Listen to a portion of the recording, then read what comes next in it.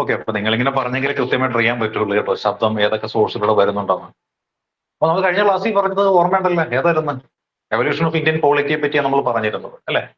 Indian ഭരണഘടനയുടെ ഉത്ഭവവുമായി ബന്ധപ്പെട്ടുകൊണ്ട്, അല്ലെങ്കിൽ അതെങ്ങനെയാണ് വന്നത്, ഇവ കാര്യങ്ങളൊക്കെയാണ് നമ്മൾ സൂചിപ്പിച്ചത്. മനസ്സിലാക്കിയേക്കുന്ന അതോ ചുമ്മാ ഒരു ചെവി കൂടി കേട്ട് വേറെ ചെവി കൂടി കേട്ട് പറഞ്ഞു പോയതേ ഉള്ളൂ? എന്തായാലും മനസ്സിലാക്കാനായിട്ട് ശ്രമിക്കുക. മനസ്സിലാക്കി പഠിച്ചു കഴിഞ്ഞാൽ നമുക്കത് പ്രയോജനം ചെയ്യും കേട്ടോ. കാര്യം മറ്റാർക്കും ഈ മേഖലയിലേക്ക് പഠിച്ചു പോകാനായിട്ട് ഇപ്പൊ സാധിക്കുന്നതല്ല, നമ്മളത് പഠിച്ചു പോവുകയാണ് ചെയ്യുന്നത്. ആദ്യം തന്നെ ബേസ് ഉറപ്പിച്ച് പോയി കഴിഞ്ഞാൽ ബാക്കി നമുക്ക് വളരെ എളുപ്പമായിട്ട് മാറുന്നതാണ്. നമ്മൾ കഴിഞ്ഞ ക്ലാസ്സിൽ നോക്കിയത് ഇതിന്റെ ഹിസ്റ്ററി അല്ലെ? ഹിസ്റ്ററിയെ സംബന്ധിച്ചാണ് നോക്കിയിരുന്നത്. കോൺസ്റ്റിറ്റ്യൂഷനുമായി ബന്ധപ്പെട്ടിട്ടുള്ള ഹിസ്റ്ററിയെ സംബന്ധിച്ച് നമ്മൾ നോക്കിയിരുന്നു അല്ലെ? അതിനുശേഷം നമ്മൾ എന്ത് ചെയ്തു? വിവിധ തരത്തിലുള്ള ആ ഭരണ സംവിധാനങ്ങൾ വന്നതും അല്ലെ, നമ്മുടെ ഏൻഷ്യന്റ് ഇന്ത്യയിൽ ഉണ്ടായിരുന്ന അല്ലെ, ഏൻഷ്യന്റ് ഇന്ത്യയിൽ ഉണ്ടായിരുന്ന ഭരണ സംവിധാനത്തെ പറ്റി നമ്മൾ നോക്കി. അതിനുശേഷം നമ്മൾ നോക്കിയത് സുൽത്താനേറ്റ് കാലഘട്ടമാണ് അല്ലെ? സുൽത്താനേറ്റ് കാലഘട്ടം, സുൽത്താൻമാരുടെ ഭരണ കാലഘട്ടത്തിൽ ഇവിടെ ഉണ്ടായിരുന്ന ആ ഭരണക്രമത്തെക്കുറിച്ച് നമ്മൾ നന്നായിട്ട് നോക്കിയായിരുന്നു. അതിനുശേഷം നമ്മൾ നോക്കിയ എന്താണ്? 1526 ഈ സുൽത്താൻമാരെ അട്ടിമറിച്ചുകൊണ്ട് മറ്റൊരു വിഭാഗം ഇന്ത്യയിൽ അധികാരത്തിലെത്തിയായിരുന്നു. സുൽത്താൻമാരെ അട്ടിമറിച്ചുകൊണ്ട് ഇന്ത്യയിൽ അധികാരത്തിയ വിഭാഗം ആരാന്ന് നമുക്കറിയാലോ. അവരാണ് നമ്മൾ പറയുന്ന മുഗൾസ് എന്ന് പറഞ്ഞ ആൾക്കാർ. അവർ നമ്മൾ വിളിക്കുന്നത് എന്താണ്? മുഗളന്മാരെന്ന് വിളിക്കുന്നത് അല്ലെ? മുകളിൽ നിന്ന് വന്നതുകൊണ്ടാണ് അവരെ മുഗളന്മാരെന്ന് വിളിക്കുന്നത് അല്ല. അവരുടെ ഗോത്രം വെച്ചാൽ മുഗൾസ് എന്ന് പറഞ്ഞ വിഭാഗമാണ്. അങ്ങനെയുള്ള ആൾക്കാരാണ് ഈ മുഗളന്മാരെന്ന് പറയുന്നവർ. ഇവര് എവിടെ നിന്ന് വന്നു വെച്ചാൽ സെൻട്രൽ ഏഷ്യ, നമ്മൾ ഈ തുർക്കി എന്നൊക്കെ പറഞ്ഞ പ്രദേശം ഉണ്ടല്ലോ, തർക്കമനിസ്ഥാൻ എന്നൊക്കെ പറഞ്ഞ പ്രദേശമില്ലേ, ആ ഏരിയയിൽ നിന്നും വരുന്ന ആൾക്കാരാണ് ഇവരെന്ന് പറയുന്നത്. വന്ന ആളാരാണ് നമുക്കറിയാം. വന്നത് ബാബർ എന്ന് പറയുന്ന ആളാണ് അല്ലെ? ബാബർ അല്ലെ? സഹീറുദ്ദീൻ മുഹമ്മദ് ബാബർ എന്ന് പറയുന്ന ആളാണ് വന്നത്. അപ്പൊ അങ്ങനെയുള്ള ബാബർ ഇവിടെ വന്നു. ബാബർ വന്നത് ക്ഷണം സ്വീകരിച്ചുകൊണ്ടാണ്. ക്ഷണിച്ചത് ആരെന്ന് ചോദിച്ചാൽ ഈ പറയുന്ന യുദ്ധത്തിൽ പരാജയപ്പെട്ട ഇബ്രാഹിം ലോധിയുടെ ഒരു അമ്മാവനുണ്ട്. അമ്മാവന്റെ പേര് ദൗലത്ത് ഖാൻ ലോധി എന്നാണ്. അമ്മാവൻ അനന്തരക്കാരനെ അട്ടിമറിച്ചിട്ട് രാജ്യം പിടിച്ചെടുക്കാൻ നോക്കിയതാണ്. അപ്പോൾ ഈ പറയുന്ന ബാബറിന്റെ ഹിസ്റ്ററിയൊക്കെ പരിശോധിച്ചപ്പോൾ ബാബർ എന്താ, ഒരു കൊള്ളക്കാരനാണ്. ആ രീതിയിൽ നടക്കുന്ന ഒരാളാണ്. വിവിധ രാജ്യങ്ങൾ പോയി ആക്രമിച്ചിട്ട് അവിടെ കീഴ്പ്പെടുത്തി അവിടത്തുള്ള പൊന്നും പണവും പണ്ടവും എല്ലാം എടുത്തുകൊണ്ട് തിരിച്ച് അദ്ദേഹത്തിന്റെ നാട്ടിലേക്ക് തന്നെ തിരികെ പോകുന്ന ഒരാളും കൂടിയാണ്. അപ്പൊ ബാബർ വന്ന് ഈ പറയുന്ന ഇബ്രാഹിം ലോധി ആക്രമിച്ച് കീഴ്പ്പെടുത്തി ഡൽഹി സുൽത്താനായിട്ട് മൊത്തം കൊള്ളയടിച്ചിട്ട് ബാബർ തിരിച്ചു പോകും. ഈ ലോധിയുടെ പരാജയത്തെ തുടർന്ന് ലോധി പിന്നെ രാജാവാകാൻ യോഗ്യനല്ലാതെയാകും. അപ്പോൾ അമ്മാവനായ എനിക്ക് രാജാവാകാമല്ലോ എന്ന് ദൗലത്ത് ഖാൻ ലോധി കണക്കാക്കി. ദൗലത്ത് ഖാൻ ലോധിക്ക് നമ്മുടെ ഇവിടുത്തെ ഉണ്ടായിരുന്ന ആരാണ്, റാണ സംഗ എന്ന് പറയുന്ന ഒരു രജപുത്ര രാജാവും കൂടി എന്ത് ചെയ്തു, സപ്പോർട്ട് ചെയ്തു. അങ്ങനെ റാണ സംഗയുടെയും ദൗലത്ത് ഖാൻ ലോധിയുടെയും ഒക്കെ ക്ഷണം സ്വീകരിച്ചുകൊണ്ടാണ് ബാബർ ഇന്ത്യയിലേക്ക് വന്നത്. ബാബർ ഇന്ത്യയിൽ വന്നു. ബാബർ ഇന്ത്യയിൽ വന്നപ്പോൾ ബാബറിനെ സഹായിക്കാമെന്ന് ഏറ്റിരുന്ന ഇവർ രണ്ടും കാലുമാറികളെ 1,00,000-ഓളം സൈന്യത്തെ സംഘടിപ്പിച്ചുകൊണ്ട് നമ്മുടെ ഇബ്രാഹിം ലോധി പാനിപ്പട്ട് എന്ന സ്ഥലത്ത്, ഹരിയാന മേഖലയിലാണ്, പാനിപ്പട്ട് എന്നുള്ള സ്ഥലത്ത് വെച്ച് ക്യാമ്പ് ചെയ്തു. ക്യാമ്പ് ചെയ്തു കഴിഞ്ഞപ്പോഴാണ് ഈ പറയുന്ന ബാബറിന് അബദ്ധം മനസ്സിലായത്. 12,000 പേര് മാത്രമേ ബാബറിന്റെ സൈന്യത്തുള്ളൂ. 1,00,000 പേരാണ് ഈ പറയുന്ന ഇബ്രാഹിം ലോധിയുടെ സൈന്യത്തിലുള്ളത്. അതുകൊണ്ട് ലോധിയുടെ അമ്മാവനും റാണ സംഖ്യയൊക്കെ തൽക്കാലം അങ്ങോട്ടൊന്ന് മാറിക്കഴിഞ്ഞപ്പോൾ എന്താ സംഭവിച്ചത്? വന്ന് പെട്ടുപോയതുപോലെയായി ബാബറിന്റെ അവസ്ഥ. ബാബർ എന്ത് ചെയ്തു? വെടിമരുന്ന് പ്രയോഗിക്കാൻ തീരുമാനിച്ചു. ബാബർ ആദ്യമായിട്ട് മെയിൻലാൻഡിൽ വെടിമരുന്ന് പ്രയോഗിച്ചു. നമുക്ക് നേരത്തെ തീരപ്രദേശങ്ങളിൽ മാത്രമേ വെടിമരുന്ന് പ്രയോഗിക്കുന്ന രീതി അറിയാമുണ്ടായിരുന്നുള്ളൂ. പോർച്ചുഗീസുകാർ വന്നിട്ട് നമ്മുടെ കാഴ്പാട് തുറമുഖമൊക്കെ അടിച്ച് തകർത്ത് പോയത് മാത്രം നമ്മുടെ ഓർമ്മയിലുണ്ടായിരുന്നു. പക്ഷേ ഇന്ത്യയുടെ മെയിൻലാൻഡിനുള്ളിൽ ആദ്യമായിട്ട് വെടിമരുന്ന് പ്രയോഗിച്ച്, ഗൺ പൗഡർ ആദ്യമായിട്ട് പ്രയോഗിച്ച് യുദ്ധം ചെയ്തത് ആരെന്ന് ചോദിച്ചാൽ അത് ബാബറാണ്. യുദ്ധം പാനിപ്പട്ട് യുദ്ധമാണ്. അപ്പൊ അദ്ദേഹത്തിന്റെ ഗൺമാന്മാർ എന്ത് ചെയ്തു? വളരെ സമർത്ഥമായ രീതിയിൽ അവിടെ തന്ത്രങ്ങൾ ഇണക്കി. അതായത് കിടങ്ങുകളൊക്കെ കുഴിച്ച് അതിന്റെ മുകളിൽ എന്ത് ചെയ്തു? ഈ പുല്ലും വൈക്കോലും ഒക്കെ വെച്ച് ആ ഗ്രൗണ്ട് പോലെ ആക്കിയിട്ടു. എന്നിട്ട് ഒരു രാത്രി പോയിട്ട് 2 മാസക്കാലത്തോളം കാത്തിരുന്നു യുദ്ധം ഉണ്ടാകാൻ വേണ്ടിയിട്ട്. ആരാദ്യം ആക്രമിക്കും എന്നതിനെ ചൊല്ലി തർക്കം ഉണ്ടായി. ആരും ആക്രമിക്കുന്നില്ല. ബാബറിന്റെ സൈന്യം മടുത്തു പോവുകയാണ്. അപ്പൊ ബാബർ ചെയ്ത പരിപാടി, രാത്രി അദ്ദേഹത്തിന്റെ ഏറ്റവും വിശ്വസ്തരായ ഒരു 40ഓളം പേരുമായിട്ട് ഇബ്രാഹിം ലോധിയുടെ ക്യാമ്പിലേക്ക് കിടക്കുന്നു. അവിടെ സ്ത്രീകൾ ഉണ്ട്. ആ സ്ത്രീകൾ മൊത്തം കൂട്ടക്കുറുതി ചെല്ലുന്നു.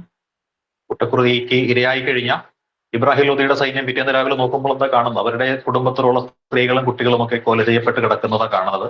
അതോടെ അവർക്ക് എന്താണ്, ആവേശമായി ഒരു യുദ്ധകളത്തിലേക്ക് പാഞ്ഞു വരികയാണ്. വന്നവന്മാരെല്ലാം ആദ്യം കുഴി കുത്തി കുഴിയിൽ വീണു. മുന്നോട്ട് ഓടി വന്നവരെ എന്ത് ചെയ്തു? മറഞ്ഞു വെച്ചിരുന്ന ആ പീരങ്കി ഉപയോഗിച്ചുകൊണ്ട് വെടിവെച്ച് തീർത്ത് കളഞ്ഞു. അങ്ങനെ 1,00,000 പേരടങ്ങുന്ന ഇബ്രാഹിം ലോധിയുടെ സൈന്യത്തെ 12,000 പേർ വരുന്ന ബാബറിന്റെ സൈന്യം വെറും ഒരൊറ്റ ദിവസം കൊണ്ട് പരാജയപ്പെടുത്തി കളഞ്ഞു. അതായിരുന്നു ചരിത്ര പ്രസിദ്ധമായ 1-ാം പാനിപ്പട്ട് യുദ്ധം എന്ന് പറയുന്നത്. ഈ 1-ാം പാനിപ്പട്ട് യുദ്ധം എന്ന് പറയുന്നത് ബാബറുടെ സാമ്രാജ്യം, ബാബർ മുഗളനാണ്. അപ്പൊ ബാബർ ഇവിടെ വന്നു, ഇവിടെ ഒന്ന് താമസിക്കാൻ തീരുമാനിച്ച കാര്യം എന്താ? ബാബറിനെ ഇങ്ങോട്ട് ക്ഷണിച്ചു വരുത്തി ഇൻസൾട്ട് ചെയ്ത് കാലുവാരിയ ആൾക്കാർക്ക് ഒരു പാഠം കൊടുക്കണമെന്ന് തീരുമാനിച്ചുകൊണ്ടും തീരുന്നു. ബാബർ ഈ പറയുന്ന റാണ സംഘയ്ക്കെതിരായിട്ട് യുദ്ധം പ്രഖ്യാപിച്ചു. അതാണ് ബാറ്റിൽ ഓഫ് കൺവ എന്ന പേരിൽ 1527 അറിയപ്പെടുന്നത്. ബാറ്റിൽ ഓഫ് കൺവ എന്ന പേരിൽ അറിയപ്പെടുന്നു അല്ലെ. അങ്ങനെ ബാറ്റിൽ ഓഫ് കഗറ എന്ന പേരിൽ ഈ പറയുന്ന ദൗലത്ത് ഖാൻ ലോധിക്കെതിരായിട്ട് അഫ്ഗാനികൾക്കെതിരായിട്ട് നടത്തി. അങ്ങനെ ഒരുപാട് യുദ്ധങ്ങളൊക്കെ നടത്തി ബാബറുടെ സാമ്രാജ്യം അവിടെ സ്ഥാപിച്ചു. ബാബറിന്റെ സാമ്രാജ്യം എന്ന് പറയുന്നത് മുഗൾ സാമ്രാജ്യമായിരുന്നു. അവര് ടർക്കിഷ് സ്റ്റൈലിലുള്ള ഒരു സാമ്രാജ്യമായിരുന്നു. അപ്പൊ ബാബർമാരുടെ ഭരണം എങ്ങനെയാണ് എന്ന് ചോദിച്ചു കഴിഞ്ഞാൽ നമുക്ക് പറയാൻ പറ്റും എങ്ങനെയാണ്.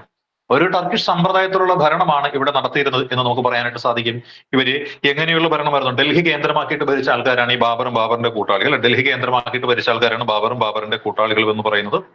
ഇവിടെ ഈ രാഷ്ട്രീയമായിട്ട് ഏകീകരിക്കാനായിട്ട് ഇവർ ഒരുപാട് ശ്രമങ്ങൾ നടത്തി. കാരണം ഇന്ത്യ എന്ന് പറയുന്ന വിശാലമായ ഒരു ഭൂപ്രദേശം നമുക്കറിയാമല്ല. അറബിക്കടൽ മുതൽ ബംഗാൾ ഉൾക്കടൽ വരെയും ഹിമാലയം മുതൽ ഇന്ത്യൻ മഹാസമുദ്രം വരെ നീണ്ട് വിശാലമായി കിടക്കുന്ന ഒരു ഭൂപ്രദേശമാണ് നമ്മുടെ ഇന്ത്യ മഹാരാജ്യം എന്നറിയാം. അവിടെ നിന്നും വീണ്ടും വടക്ക് പടിഞ്ഞാറ് മേഖലയിലേക്ക് നോക്കിക്കഴിഞ്ഞാൽ അങ്ങേറ്റം വരെ അല്ലെ അറബ് നാടുകൾ വരെ ചെന്നെത്തുന്നതാണ് നമ്മുടെ പ്രദേശം എന്നറിയാം. കരമാർഗമുള്ള വ്യാപാരം യൂറോപ്പ് വരെ വ്യാപിച്ചു കിടക്കുന്ന കാലഘട്ടമായിരുന്നു. അതുകൊണ്ട് തന്നെ ഇന്ത്യ മുഴുവൻ ഏകീകരിച്ച് ഭരിക്കുവാനുള്ള ശ്രമമൊക്കെ ഇവർ നടത്തുകയുണ്ടായിട്ടുണ്ട് അല്ലെ.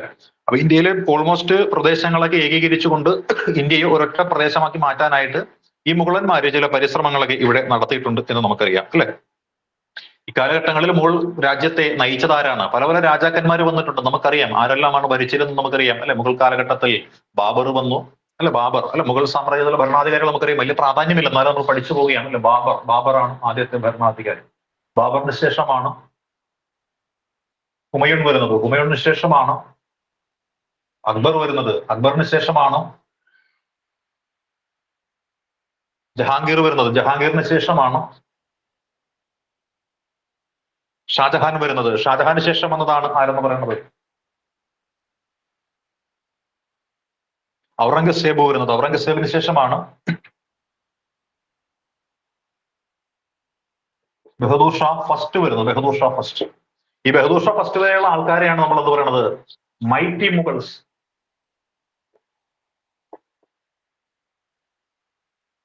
മൈറ്റി മുഗൾസ് അല്ലെ. മൈറ്റി മുഗൾസ് കരുത്തന്മാരായ മുഗളന്മാർ എന്ന പേരിൽ അറിയപ്പെടുന്നത് ഇവരാണ്. ഇതിന് ശേഷം വന്ന ആൾക്കാരെ കരുത്തില്ലാത്ത ദുർബലന്മാരായിട്ടുള്ള ആൾക്കാരായിരുന്നു. അത് ആരൊക്കെയെന്ന് ചോദിച്ചാൽ ആരൊക്കെയായിരുന്നു? ഈ ബഹദൂർ ഷായെ തൊട്ട് നമുക്ക് തുടങ്ങാം അല്ലെ. ബഹദൂർ ഷാ ഒന്നാമത്തെ എടുക്കാം. പിന്നെ ആര് വന്ന ആളുടെ പേരെന്താണ്? ജഹന്തർ ഷാ. ബഹദൂർ ഷാ, ജഹന്തർ ഷാ, ഫറൂഖ് സിയാർ, റാഫി ഉദ് ദൗള, റാഫി ഉദ് ദറാജത്ത്, മുഹമ്മദ് ഷാ, അഹമ്മദ് ഷാ,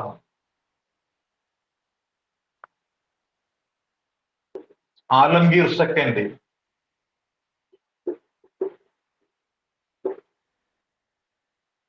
ബഹദൂർ ഷാ സെക്കൻഡ്.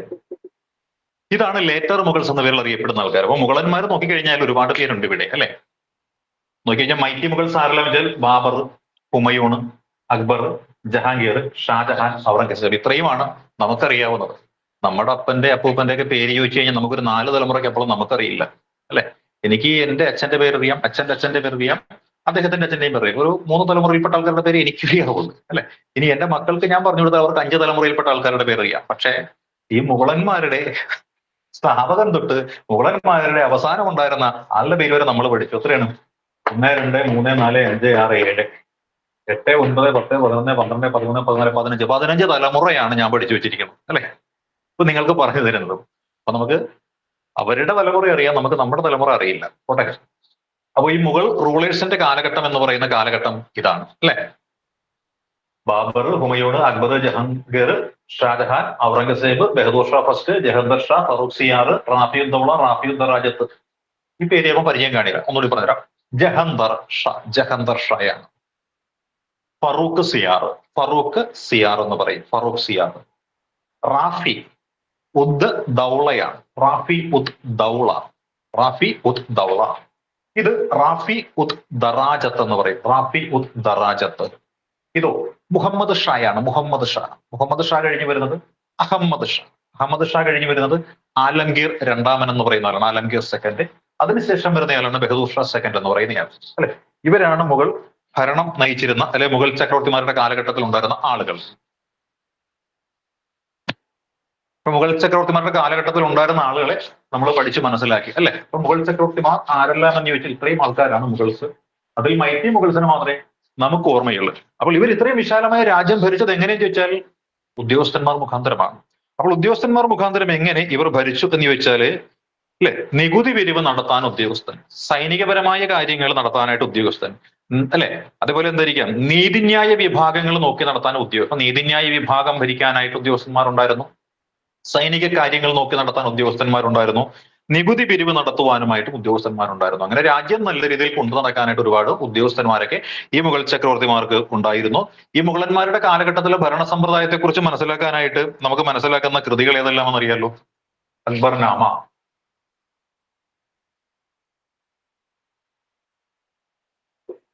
ഐനി അക്ബാരി അല്ല, ഐനി അക്ബാരി എന്ന് പറയും. ആരുടേതാണെന്ന് അറിയാലോ ഇത്? ആരുടേതായിരിക്കാം? അബുൽ ഫസൽ എന്ന് പറയുന്ന ആൾ എഴുതിയത്. അബുൽ ഫസലാണ് അക്ബർനാമ എന്ന് പറയുന്ന കൃതി എഴുതിയത്, ഇദ്ദേഹമാണ്. അതുവഴിയാണ് നമുക്ക് കാര്യങ്ങളെല്ലാം മനസ്സിലാക്കുവാനായിട്ടുള്ള വഴി തെളിഞ്ഞു വന്നത്. അപ്പോൾ അക്ബർനാമ എന്ന് പറയുന്ന കൃതിയാണ് ഈ അക്ബറുടെയും മുഗളന്മാരുടെയും ഒക്കെ കാലഘട്ടത്തിൽ എപ്രകാരമാണ് ഭരണം നടന്നിരുന്നതെന്ന് മനസ്സിലാക്കാനായിട്ട് നമ്മളെ പ്രേരിപ്പിക്കുന്ന സഹായിക്കുന്ന ഘടകങ്ങൾ എന്ന് പറയുന്നത്.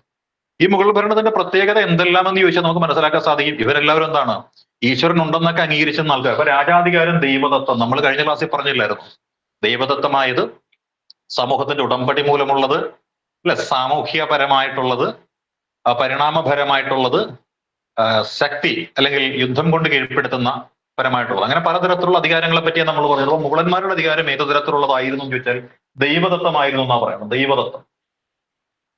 അപ്പൊ ദൈവദത്തം എന്ന് വെച്ച് കഴിഞ്ഞാൽ രാജാവ് ദൈവത്തിന്റെ പ്രതിപുരുഷനാണ് എന്ന് പറയാതെ പറയുകയാണ് അവിടെ ചെയ്യുന്നത് അല്ലെ. രാജാവ് ദൈവത്തിന്റെ പ്രതിപുരുഷനാണെന്ന് സമർത്ഥിക്കുന്ന ദൈവദത്തമായ അധികാര സമ്പ്രദായമായിരുന്നു അവിടെ ഉണ്ടായിരുന്നത് നമുക്കറിയാം അല്ലെ. ഇവര് എങ്ങനെയുള്ള സമ്പ്രദായം പിന്തുടർന്നെന്ന് ചോദിച്ചാൽ നമുക്കറിയാവോ? ഇവര് പിന്തുടർന്നത് തുർക്കിയിലെയും അല്ലെ മംഗോൾ സമ്പ്രദായം, തുർക്കി മംഗോൾ സമ്പ്രദായങ്ങൾ. തുർക്കി സമ്പ്രദായം നമുക്കറിയാം, കാരണം ബാബർ വന്നത് സമർക്കണ്ടിൽ നിന്നാണ്. സമർക്കണ്ട് ടർക്കമിനിസ്ഥാന്റെ ഭാഗമായിരുന്നു. പിന്നെ എങ്ങനെ ഈ മംഗോൾ എന്ന് പറയുന്നത്? ഈ ബാബർ എന്ന് പറയുന്ന ആളിന്റെ അമ്മ വഴിക്ക് 14 തലമുറകൾക്ക് മുൻപ് ചെങ്കിസ് ഖാൻ എന്ന് പറയുന്ന ഒരാളുണ്ടായിരുന്നു. ബാബറുടെ അമ്മ വഴിക്ക് 14 തലമുറ പിന്നിലുണ്ടായിരുന്ന ആളായിരുന്നു ചെങ്കിസ് ഖാൻ. മംഗോളിയരുടെ നേതാവായ ചെങ്കിസ് ഖാനെ കുറിച്ച് കേട്ടിട്ടില്ല? ചെങ്കിസ് ഖാൻ വളരെ വിചിത്രമായ രീതിയിലെ കാര്യങ്ങളൊക്കെ ചെയ്യുന്നത്. എങ്ങോട്ടെങ്കിലും അദ്ദേഹത്തിന് ഒരു ആക്രമണം നടത്തണം എന്ന് തോന്നിക്കഴിഞ്ഞാൽ അദ്ദേഹം എന്ത് ചെയ്യുന്നു? ഒരു ബലി നടത്തും. ഒരു ആടിനെ, ഒരു മുട്ടനാടിനെ കഴുത്ത് വെട്ടി കൊന്ന് അതിന്റെ തോൽ ഉരിഞ്ഞെടുത്തിട്ട് മാംസമെല്ലാം ചുട്ട് തിന്നിട്ട് ഈ ആടിന്റെ തോലെടുത്ത് ഇങ്ങനെ കത്തിക്കും. കത്തിക്കാൻ നേരത്ത് കാറ്റ് ഉണ്ടെങ്കിൽ ഈ പുക ഏതെങ്കിലും ഒരു ദിശയിലേക്ക് പോകും. ആ പുക പോകുന്ന ദിശയിലേക്ക് സൈന്യവുമായിട്ട് ചെന്നു കഴിഞ്ഞാൽ വിജയം ഉറപ്പാണ് എന്നാണ് ചെങ്കിസ് ഖാൻ വിശ്വസിച്ചിരുന്നത്. അങ്ങനെ അദ്ദേഹം എന്ത് ചെയ്തു? ഈ ആടിന്റെ പുക പോയ പുറകെ എന്ത് ചെയ്തു? ഒരുപാട് യുദ്ധങ്ങളൊക്കെ നടത്തി. അദ്ദേഹം ഇന്ത്യയെ പോലും ആക്രമിക്കാൻ വന്നതാണ്. ആ സമയത്ത് സിന്ധു നദിയുടെ തീരത്ത് വെച്ച് ഇതേപോലെ ആടിനൊക്കെ ഒന്ന് പുക കത്തിച്ചപ്പോൾ എന്താണ്, സിന്ധു നദിയിലെ കാറ്റോ അറബിക്കടലിലെ കാറ്റോ എന്താണെന്നറിയില്ല, ഈ പുക പോയത് വടക്കോട്ടാണ്. നേരെ വടക്കോട്ട് പോയപ്പോൾ കാണുന്നത് ചൈനയുടെ വൻമുതലാണ്. ചൈനയുടെ വൻമുതൽ പൊളിച്ച് അകത്ത് കിടന്ന് ആ രാജകുടുംബത്തെ മൊത്തത്തിൽ മുച്ചൂട് മുടിപ്പിച്ചയാളാണ് ചെങ്കിസ് ഖാൻ. അദ്ദേഹത്തിന് വളരെ ക്രൂരമായ വിനോദമുണ്ട്.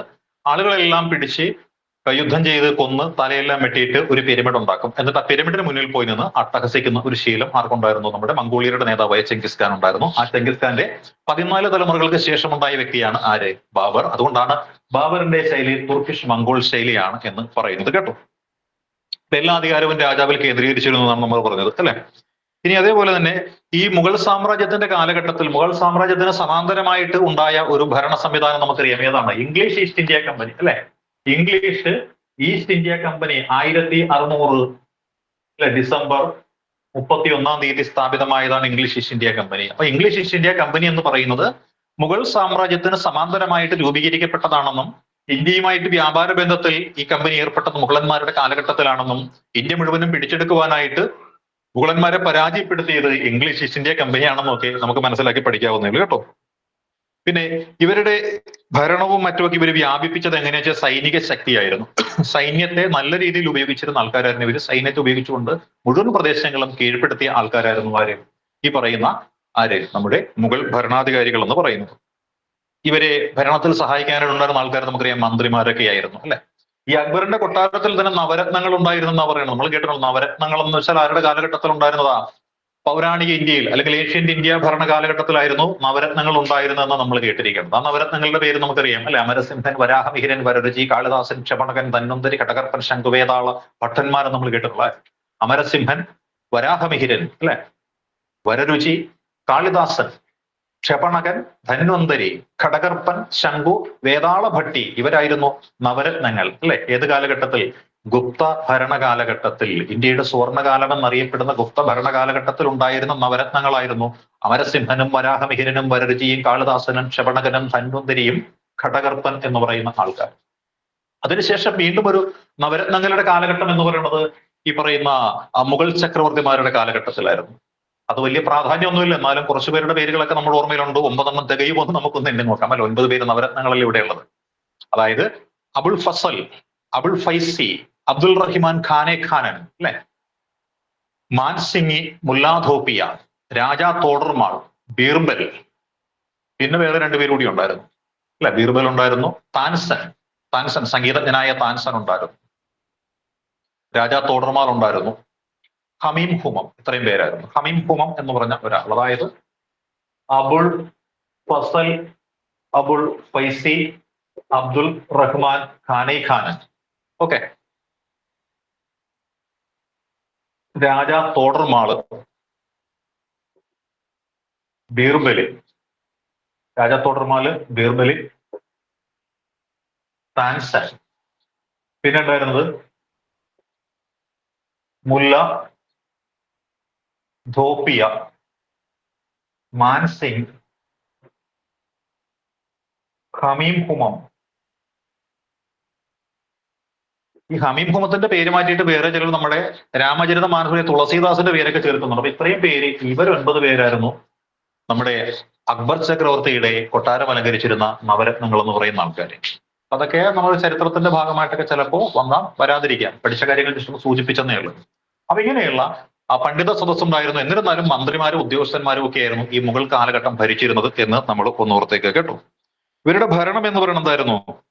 പ്രാദേശിക ഭരണത്തിൽ അധിഷ്ഠിതമായിട്ടായിരുന്നു. ഇവിടെ തൊട്ടാണ് നമ്മുടെ പഠനം തുടങ്ങുന്നത്. ഇത്രയും കാലം നമ്മൾ പറഞ്ഞത് എന്താണ്? മുഗൾ ചക്രവർത്തിമാരുടെ ഭരണത്തെക്കുറിച്ച് ജസ്റ്റ് ഒരു ഇൻട്രൊഡക്ഷനും അതുമായി ബന്ധപ്പെട്ട കാര്യങ്ങളും ഒക്കെ പറഞ്ഞു എന്നുള്ളത് കേട്ടോ. ചക്രവർത്തിമാർ ആരാണെന്നും അവരുടെ പേരെന്താണെന്നൊന്നും നമ്മൾ പഠിക്കേണ്ടതില്ല ഇവിടെ. എന്നാലും ആ മെഡീവൽ ഇന്ത്യ കാലഘട്ടം മനസ്സിലാക്കാൻ ശ്രമിക്കുമ്പോൾ കുറച്ച് കാര്യങ്ങളൊക്കെ ഒന്ന് അറിയുന്നത് വളരെ നല്ലതായിരിക്കുന്നത്. അല്ലെങ്കിൽ നമ്മൾ എന്താണ് ചുമ്മാ ഒന്നും അറിയാൻ പാടില്ലാതെ അങ്ങനെ പഠിച്ചു പോകുന്ന ആൾക്കാർ ഒരു, എന്നിട്ട് അത് ഛർദ്ദിക്കുന്ന രീതിയിൽ എന്തോ കേട്ടു അത് ഛർദ്ദിക്കുന്ന രീതിയിൽ അത്യാവശ്യം കുറച്ച് കാര്യങ്ങളൊന്നും മനസ്സിലാക്കി എടുക്കാൻ വേണ്ടിയിട്ട് പറഞ്ഞു എന്നേ ഉള്ളൂ. ഇവരുടെ പ്രാദേശിക ഭരണമായിരുന്നു അല്ലെ. അതായത് പ്രാദേശിക ഭരണത്തിന് സൗകര്യത്തിന് വേണ്ടിയിട്ട് എന്തൊക്കെയായിട്ട് തിരിച്ചിരുന്ന് നമുക്ക് നോക്കാം അല്ലെ. ആദ്യമായിട്ട് എന്താണ് ഇവര് സുബകൾ എന്ന് പറയും, സുബഹകൾ. രണ്ടാമത്തത് ഏതായിരുന്നു? സർക്കാരുകൾ, പർഗാനകൾ. സുബകൾ, സർക്കാരുകൾ, പർഗാനകൾ, ഗ്രാമങ്ങൾ. അപ്പൊ പ്രാദേശിക ഭരണം, അതായത് നമ്മൾ ഇപ്പൊ കാണുന്ന അതേ രീതിയിൽ തന്നെ എന്തായിരിക്കാം? സംസ്ഥാനങ്ങള്, ജില്ലകള്, താലൂക്കുകള്, വില്ലേജുകൾ എന്ന് പറയുന്നില്ലേ? അസമാനമായ രീതിയിൽ മുഗൾ ചക്രവർത്തിമാരുടെ കാലഘട്ടത്തിൽ ഉണ്ടായിരുന്ന പ്രാദേശിക ഭരണ സംവിധാനം എന്തെല്ലാം എന്ന് ചോദിച്ചാൽ അതാണ് സുബകൾ, സർക്കാരുകൾ, പർഗാനകൾ, ഗ്രാമങ്ങൾ. ഗ്രാമങ്ങൾ, താലൂക്കുകൾ, ജില്ലകൾ, പ്രവിശ്യകൾ. ആ രീതിയിൽ നമുക്ക് എടുക്കാൻ പറ്റും അല്ലെ. ഗ്രാമങ്ങള്, താലൂക്കുകള്, ജില്ലകള്, പ്രവിശ്യകൾ. ആ രീതിയിൽ പഠിക്കുകയാണെങ്കിൽ ആ പേര് തന്നെ ഓർത്തേക്ക്. സുബ, സർക്കാർ, പർഗാന, ഗ്രാമങ്ങൾ. ഈ രീതിയിലായിരുന്നു മുഗളന്മാരുടെ കാലഘട്ടത്തിൽ പ്രാദേശിക ഭരണമൊക്കെ നിലനിന്നിരുന്നത് അല്ലെ. ഓരോ ഘടകത്തിന്റെയും ഭരണത്തിനായിട്ട് പ്രത്യേകം ഉദ്യോഗസ്ഥന്മാരെയൊക്കെ നിയോഗിച്ചിട്ടുണ്ടായിരുന്നു. അതുപോലെ തന്നെ ഇവിടെ എന്തൊക്കെയാണ് നടന്നിരുന്നത്? നമ്മൾ നേരത്തെ പറഞ്ഞ നികുതി പിരിവ് നടത്തണം, നിയമപരമായിട്ടുള്ള നീതിന്യായ നിർവഹണം നടക്കണം, സൈനികപരമായിട്ടുള്ള കാര്യങ്ങളൊക്കെ നടക്കണം അല്ലെ. അപ്പോൾ ഈ മുഗൾ ഭരണം എന്ന് പറയുന്നത് ഏറ്റവും കൂടുതൽ ശക്തിമത്തായത് ആരുടെ കാലഘട്ടത്തിലാണെന്ന് ചോദിച്ചാൽ നമുക്കറിയാം. ബാബർ വന്ന് സാമ്രാജ്യം സ്ഥാപിച്ചെങ്കിലും ഹുമയൂണിന് നിലനിർത്താൻ സാധിച്ചില്ല. 15 വർഷക്കാലത്തോളം അദ്ദേഹം എന്താണ് അഭയാർത്ഥിയെ പോലെ നടക്കുകയായിരുന്നു നമുക്കറിയാം അല്ലെ. 1540 രാജ്യം നഷ്ടപ്പെട്ട ഹുമയൂൺ പിന്നെ വീണ്ടും അത് സ്ഥാപിക്കുന്നത് 1555 അപ്പോൾ ഉറപ്പില്ലാത്ത സാമ്രാജ്യമായിരുന്നു. അക്ബറാണ് രണ്ടാമത്തെ പാനിപ്പട്ട് യുദ്ധം 1556 നമുക്കറിയാം. രണ്ടാം പാനിപ്പട്ട് യുദ്ധം നടന്ന വർഷം പറയുന്നതേ ഉള്ളൂ, 1556 അല്ലെ. ഹേമു എന്ന് പറഞ്ഞ ഹേമചന്ദ്ര അക്ബർ ചക്രവർത്തി, ഇവർ രണ്ടും തമ്മിലായിരുന്നു യുദ്ധം നടന്നത്. ആ യുദ്ധത്തിൽ ഹേമു പരാജയപ്പെടുകയാണ്. ഹേമുവിന്റെ കണ്ണിലേക്ക് അക്ബറിന്റെ വളർത്തച്ഛനായ ബൈറം ഖാൻ ഒരു അമ്പെയ്ത് വീഴ്ത്തുന്നു. ആനപ്പുറത്ത് യുദ്ധം ജയിച്ച് മുന്നേറിക്കൊണ്ടിരുന്ന ഹേമുവിന്റെ കണ്ണിലേക്ക് ഒരു അമ്പയേക്കുന്നു. അങ്ങനെ ഹേമു അമ്പേറ്റ് വീഴുമ്പോൾ ഹേമുവിനെ വധിച്ചു കളഞ്ഞിട്ട് ബൈറം ഖാനാണ് അക്ബറിനെ 13ാമത്തെ വയസ്സിൽ രാജാവായിട്ട് അഭിഷേകം ചെയ്യുന്നത്. അക്ബർ ഒന്നും അല്ല പോയി യുദ്ധം ചെയ്തത്, ബൈറം ഖാനാണ് യുദ്ധം ചെയ്തത്. അതാണ് കഥ. അപ്പൊ അങ്ങനെ ഇവരെന്ത് ചെയ്തു? അക്ബറിന്റെ കാലഘട്ടത്തിലാണ് ഏറ്റവും കൂടുതൽ ശക്തി പ്രാപിച്ചത് എന്നാണ് നമ്മൾ പറയുന്നത്. പിന്നെ ഇവിടെ പ്രധാനമായിട്ടും നോക്കണം, സാമ്രാജ്യം ശക്തിപ്പെടുത്താൻ വേണ്ടിയിട്ട് അക്ബർ ചെയ്ത പല പല പരിപാടികളുണ്ടെന്നാണ്. രാജ്യത്തിന് വേണ്ടി ഒരു മതം. എനിക്ക് പ്രത്യേകിച്ച് മതമൊന്നുമില്ല, ഞാൻ ക്രിസ്ത്യാനിയുമല്ല, ഞാൻ സിഖുകാരനുമല്ല, ഞാൻ മുസൽമാനുമല്ല, ബുദ്ധനും ജൈനനും ഒന്നുമല്ല, ഞാനത് ഒരു പുതിയ മതത്തിൽ വിശ്വസിക്കുന്നു. എന്നെ വിശ്വസിച്ച് പോരാൻ താല്പര്യമുള്ളവർക്ക് എന്നോട് കൂടെ പോരാൻ. ഞാൻ മതഭ്രാന്തനല്ല, വർഗീയവാദിയല്ല, എല്ലാ മതങ്ങളുടെയും സാരം ഒന്നാണ്, എല്ലാ മതങ്ങളെയും ഒരേപോലെ കണക്കാക്കുന്ന ആളുകൾക്ക് എന്റെ കൂടെ പോരാമെന്ന് പറഞ്ഞുകൊണ്ട് അദ്ദേഹം എന്ത് ചെയ്തു? ദിൻ ഇലാഹി എന്ന് പറഞ്ഞൊരു മതം 1583 മറ്റോ ആണെന്ന് തോന്നുന്നു. 1583 ദിൻ ഇലാഹി, അല്ലെങ്കിൽ ഇതിന് വിളിക്കുന്ന മറ്റൊരു പേര് തൗഹീദ് ഇലാഹി എന്ന് പറയാറുണ്ട് കേട്ടോ. തൗഹീദ് ഇലാഹി അല്ലെങ്കിൽ ദിൻ ഇലാഹി എന്ന പേരിൽ എന്ത് ചെയ്തു? ഒരു മതമൊക്കെ ഇദ്ദേഹം സ്ഥാപിക്കുന്നുണ്ട്. അപ്പൊ എന്തായി? ജനകീയനായിട്ട് മാറി ഇദ്ദേഹം. ഇതിന് ശേഷം ഇദ്ദേഹം രണ്ടാമത് ചെയ്ത് എന്തെന്നറിയാവോ? വിവാഹബന്ധമാണ്. വിവാഹബന്ധം. ആകെ രണ്ടുപേരെ ദിൻ ഇലാഹിയിൽ ഉണ്ടായിരുന്നുള്ളൂ. ഒന്ന് അക്ബറും മറ്റൊന്ന് ബീർബലും ആയിരുന്നു കേട്ടോ. രണ്ടുപേര് മാത്രമേ ഉണ്ടായിരുന്നുള്ളൂ. അപ്പൊ ഇദ്ദേഹം ചെയ്ത കാര്യം എന്താണ്? വിവാഹബന്ധങ്ങൾ, രജപുത്ര സ്ത്രീകളെ എന്ത് ചെയ്തു? ഇദ്ദേഹം വിവാഹം കഴിക്കുകയാണ് ഉണ്ടായത്. മാൻസിംഗിന്റെ സഹോദരികളെ വിവാഹം കഴിച്ചു. ജോധാഭായ് എന്ന് പറയുന്ന ഒരു സിനിമ ഉണ്ട്. അക്ബർ കല്യാണം കഴിക്കുന്നതായിട്ടാണ് ജോധ അക്ബർ എന്ന് പറഞ്ഞൊരു സിനിമ. പക്ഷേ ജോധയെ വിവാഹം കഴിച്ചത് അക്ബർ അല്ല. അക്ബർ മകനായ ജഹാംഗീറിനെ കൊണ്ട് ജോധയെ ബായിയെ വിവാഹം കഴിപ്പിച്ചു എന്നാണ് ഉള്ളത്. അതിന്റെ പേരിൽ ഒരുപാട് വിവാദങ്ങളൊക്കെ ഉണ്ടായിട്ടുള്ളതാണ്. അപ്പം വിവാഹബന്ധങ്ങൾ, രജപുത്ര സ്ത്രീകളെ, രജപുത്രം എന്ന് വെച്ചാൽ പ്രത്യേക വിഭാഗമാണ്. ഒരു ഗ്ലാസ് വെള്ളം ആരുടെ കയ്യിലെങ്കിലും നിന്നും മേടിച്ചു കുടിച്ചിട്ടുണ്ടെങ്കിൽ ചാകുന്നവരെ അവന് വേണ്ടി കൂറോടുകൂടി പണിയെടുക്കുന്ന ആൾക്കാരെ രജപുത്രന്മാർ. കണ്ടിട്ടില്ലേ? യുദ്ധം ചെയ്യാൻ പോകാൻ നേരത്ത് വീട്ടിലെ പെണ്ണുങ്ങളാണ് വാള് കൊണ്ടിന്ന് കൊടുക്കുന്നത്. വാള് കൊണ്ടിന്ന് കൊടുക്കുകയല്ല, വിരലെന്ന് ആ വാള് കൊണ്ട് പോറിയിട്ട് നെറ്റിക്കൊരു ഗോപിയും കൂടി ഇടിച്ചു, അല്ലെ, നിങ്ങൾ പോയി ചത്തിട്ട് വാ അല്ലെങ്കിൽ വെട്ടി കൊന്നിട്ട് വാ എന്ന് പറഞ്ഞാണ് അങ്ങനെ വിടുന്നത്. അപ്പൊ അത്രയ്ക്ക് ധീരന്മാരായിട്ടുള്ള ആൾക്കാരാണ് രജപുത്രന്മാര്. ഈ രജപുത്രന്മാരെ പാട്ടിലാക്കി കഴിഞ്ഞാൽ പിന്നെ ആരും പേടിക്കണ്ട. അത്രയ്ക്ക് വീരന്മാരായിട്ടുള്ള ആൾക്കാരെ രജപുത്രന്മാർ എന്ന് പറയുന്നത്. അതായത് ഉണ്ട ചോറിനോട് നന്ദി കാണിക്കുന്ന ആൾക്കാരാണ്. ഈ രജപുത്രന്മാർ ഒന്നടങ്കം എന്ത് ചെയ്തു? പിടിച്ചെടുത്തു. നേരെ നമ്മൾ പറഞ്ഞ മാൻസിംഗ് ഉണ്ടല്ലോ, മാൻസിംഗ് ഈ രജപുത്രനാണ്. ഈ മാൻസിംഗിന്റെ പെങ്ങളെ കല്യാണം കഴിച്ചത് അക്ബറുമാണ്. അപ്പൊ അങ്ങനെ വിവാഹ ബന്ധങ്ങളിലൂടെ. പിന്നെയോ നോക്കിയേ, ബീർബൽ, മഹേഷ് ദാസ് എന്നാണ് ബീർബലിന്റെ യഥാർത്ഥ പേര്, അല്ലെ. രാജാ തോഡർമാൾ ഒരു ബ്രാഹ്മണനാണ്, അല്ലെ. താൻസൻ, രാമത്താണു പാണ്ഡെയാണ് താൻസൻ. മാൻസിംഗ് ആരാണ്? രജപുത്രനാണ്, അല്ലെ. നമ്മുടെ കബീർദാസ്, സൂർദാസ്. നോക്കിക്കഴിഞ്ഞേ, നവരത്നങ്ങളിലെ പകുതിയുമാരാണ്? ഇതര സമുദായത്തിൽപ്പെട്ട ആൾക്കാരാണ്. അപ്പൊ മതമൈത്രി എന്ന് പറയുന്നത് അക്ബറിന്റെ പ്രത്യേകതയായിരുന്നു. അങ്ങനെ അക്ബർ എന്ത് ചെയ്തു? ഈ മുഗൾ സാമ്രാജ്യം വിശാലമാക്കാനായിട്ട് നല്ല കാര്യങ്ങളെല്ലാം ചെയ്തയാളാണ് കേട്ടോ. അതുപോലെ എല്ലാ വിഭാഗങ്ങളിൽ നിന്നും അദ്ദേഹം എന്ത് ചെയ്തു? സൈന്യങ്ങളെയൊക്കെ ഉൾപ്പെടുത്തി അദ്ദേഹത്തിന്റെ വലിയ ഒരു സൈന്യമൊക്കെ വിപുലീകരിച്ചെടുത്തു. അങ്ങനെ പ്രാദേശിക ഭരണം അദ്ദേഹം വിപുലമാക്കിയെടുത്തു. പ്രാദേശിക ഭരണത്തിന് 4 ഘടകങ്ങളായിരുന്നു: ഗ്രാമങ്ങള്, പർഗാനകള്, സർക്കാരുകള്, സുബകൾ എന്ന് പറയുന്നത്. പിന്നെയോ സൈനിക ഭരണം മെച്ചപ്പെടുത്താൻ വേണ്ടിയിട്ട് അദ്ദേഹം കൊണ്ടുവന്ന മറ്റൊരു സിസ്റ്റം ഉണ്ട്. ആ സിസ്റ്റമാണ് മൻസബ്ദാരി സിസ്റ്റം എന്ന് പറയും. മൻസബ്ദാരി സിസ്റ്റം, അല്ലെ. മുഗൾ ഭരണം ഇന്ത്യയിൽ വളരാൻ കാരണമായ ഒരു സമ്പ്രദായമാണ് മൻസബ്ദാരി സിസ്റ്റം എന്ന് പറയും. മൻസബ്ദാരി സിസ്റ്റം, മൻസബ്ദാരി സമ്പ്രദായം എന്ന് പറയും. അപ്പൊ ശക്തമായ ഒരു സൈനിക വിന്യാസം നടത്താൻ വേണ്ടിയിട്ട് കൊണ്ടുവന്നതാണ് മൻസബ്ദാരി എന്ന് പറഞ്ഞ ഒരു സമ്പ്രദായം. എന്താണ് മൻസബ്ദാരി എന്ന് നമ്മൾ അറിയണം, അല്ലെ. എന്തായിരിക്കാം? അദ്ദേഹം എന്ത് ചെയ്തു? ഒരു മൻസബ് എന്ന് പറഞ്ഞൊരു പദമാണ് ഇവിടെ കൊണ്ടുവരുന്നത്. അതായത് മുഗൾ സൈനിക ഉദ്യോഗസ്ഥന്റെ പദവി, അതാണ് മൻസബ് എന്ന് പറയുന്നത്. മുഗൾ സൈനിക ഉദ്യോഗസ്ഥന്മാരുടെ പദവിയാണ് മൻസബ്. ഈ മൻസബ് എന്ന് പറഞ്ഞു കഴിഞ്ഞാൽ എന്താണെന്നറിയാവോ? യഥാർത്ഥം ആ മൻസബ് കൈവശം വയ്ക്കുന്ന ആളെയാണ് മൻസബ് ധരിച്ചവൻ അഥവാ മൻസബ് ദാരി എന്ന പേരിൽ വിശേഷിപ്പിക്കുന്നത്.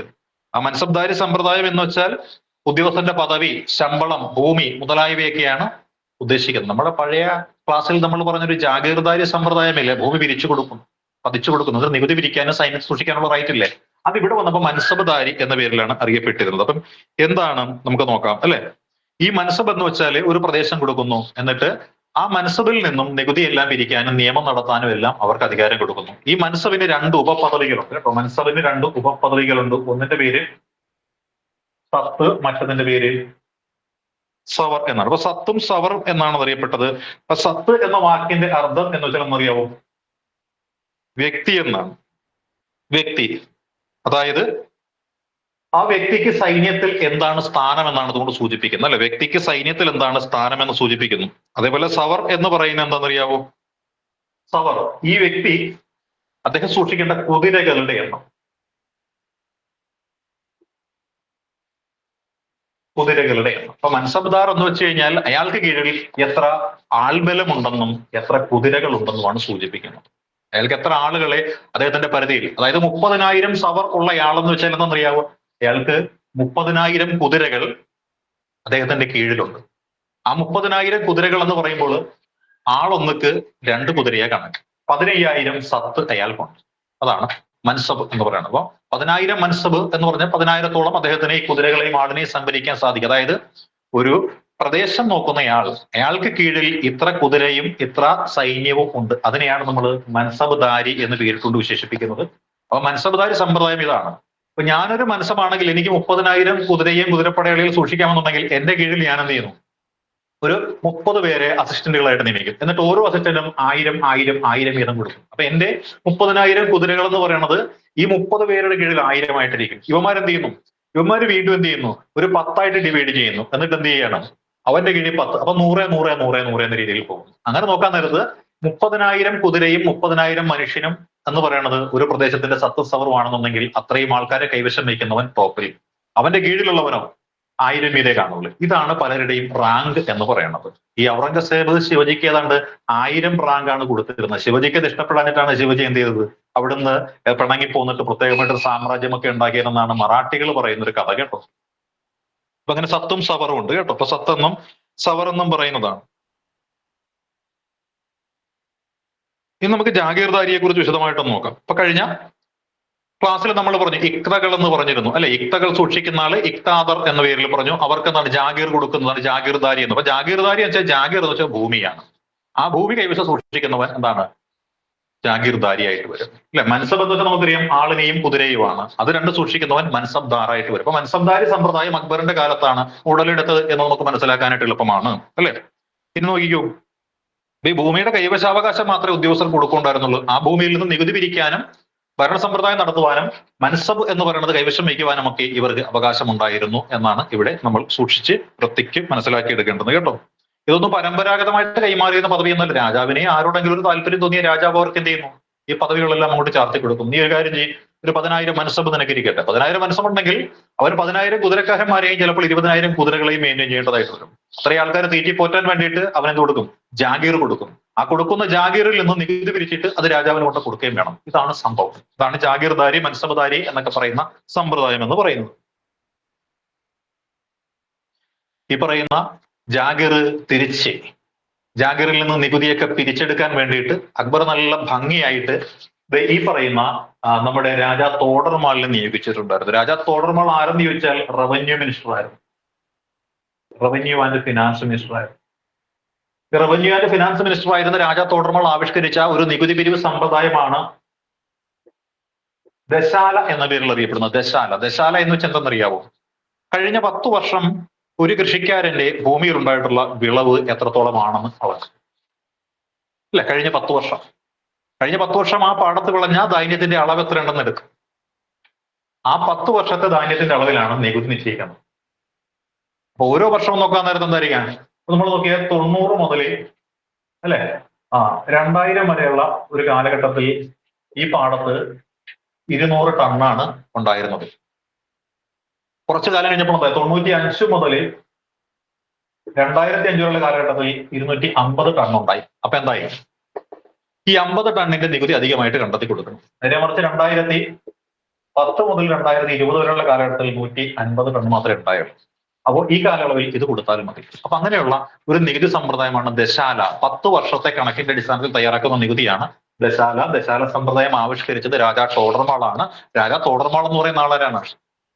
അക്ബറിന്റെ ധനകാര്യമന്ത്രിയായിരുന്ന ആളാണ് ഇത് കേട്ടോ. ഇനി സുബകൾ എന്ന് പറഞ്ഞ് നമ്മൾ പഠിച്ചായിരുന്നല്ലോ, പ്രവിശ്യകൾ നോക്കുന്ന ആള്. സുബ നോക്കുന്ന ആളാണ് എന്ത് പേരിൽ അറിയപ്പെടുന്നത്? സുബേദാർ അല്ലെ. സുബേദാർ എന്ന് കേട്ടിട്ടില്ല. സുബഹ കൈകാര്യം ചെയ്യുന്ന ആളാണ് സുബേദാർ എന്ന് പറയുന്ന ആൾ. നമ്മൾ പട്ടാളത്തിലൊക്കെയാണ് സുബേദാർ, ഹവീൽദാർ, ലാൻസ് നായക് എന്നൊക്കെ കേൾക്കുന്നത് അല്ലെ. പക്ഷെ ഇത് ഈ സുബേദാർ അല്ലെ, സുബ എന്ന് പറഞ്ഞ പ്രവിശ്യ നോക്കുന്ന ആള്, സുബ നോക്കുന്ന ആള് സുബേദാർ എന്ന പേരിൽ അറിയപ്പെട്ടു അല്ലെ. സർക്കാർ നോക്കുന്ന ആൾ അറിയപ്പെട്ട പേരെന്താണ്?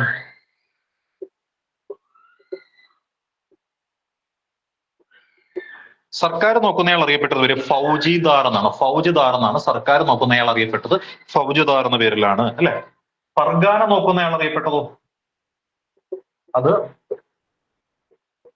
ഷിഖ്ദാർ എന്ന പേരിൽ അറിയപ്പെട്ടു. ഷിഖ്ദാർ അല്ലെ, ശിഖകൾ എന്നൊക്കെ പറഞ്ഞ് നമ്മൾ കഴിഞ്ഞ ക്ലാസ്സിൽ പഠിച്ചില്ലേ, ഷിഖദാർ എന്ന് പറഞ്ഞില്ലേ.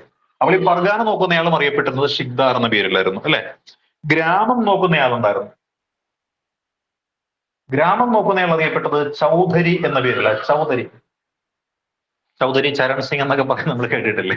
അപ്പൊ ഗ്രാമം നോക്കുന്നയാൾ അറിയപ്പെട്ടത് ചൗധരി എന്ന പേരിലാണ്. നഗരം നോക്കുന്നയാൾ, അതായത് പട്ടണം ഉണ്ട്, പട്ടണം നോക്കുന്നയാൾ അറിയപ്പെട്ടത് കൊത്വാൾ എന്നാണ്. കൊത്വാൾ എന്ന പേരിലാണ് അറിയപ്പെടുന്നത്. അതായത് കോട്ടകളുടെയൊക്കെ സൂക്ഷിപ്പ് ഇവർക്കായിരിക്കും. കില്ലേദാർ എന്നൊക്കെ പേരിലും ഇവർ അറിയപ്പെടുന്നത്. പക്ഷെ കൊത്വാൾ എന്ന പേരിലാണ് ഇവർ അറിയപ്പെട്ടിരുന്നത് കേട്ടോ. ഈ മുഗൾ ഭരണകാലത്ത് പ്രധാനപ്പെട്ട ചില ഉദ്യോഗസ്ഥന്മാരുണ്ടായിരുന്നു കേട്ടോ. അതിൽ പ്രധാനമന്ത്രി ഉണ്ടല്ലോ, മന്ത്രി. ഈ പ്രധാനമന്ത്രി അറിയപ്പെട്ടിരുന്ന പേര് എന്താണ് എന്ന് ചോദിച്ചാല്, പ്രധാനമന്ത്രി അറിയപ്പെട്ടിരുന്ന പേരെന്നറിയാവോ? അതാണ് വക്കീൽ എന്ന പേരിൽ അറിയപ്പെടുന്നത്. വക്കീൽ എന്നാണ് പ്രധാനമന്ത്രി അറിയപ്പെട്ടിരുന്നത്. പ്രധാനമന്ത്രി അറിയപ്പെട്ടിരുന്നത് മുഗൾ കാലഘട്ടത്തിൽ വക്കീൽ എന്ന പേരിലാണ്. ധനകാര്യമന്ത്രി അറിയപ്പെട്ടിരുന്നത് വസീർ എന്ന പേരിലാണ് കേട്ടോ. ധനകാര്യം വസീർ എന്ന പേരിൽ അറിയപ്പെട്ടു. സദർ എന്ന പേരിൽ അറിയപ്പെട്ടിട്ടുണ്ട്.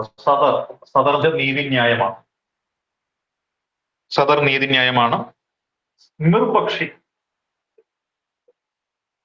മിർബക്ഷിയുണ്ട്. അതാരാണ്? സൈനികം.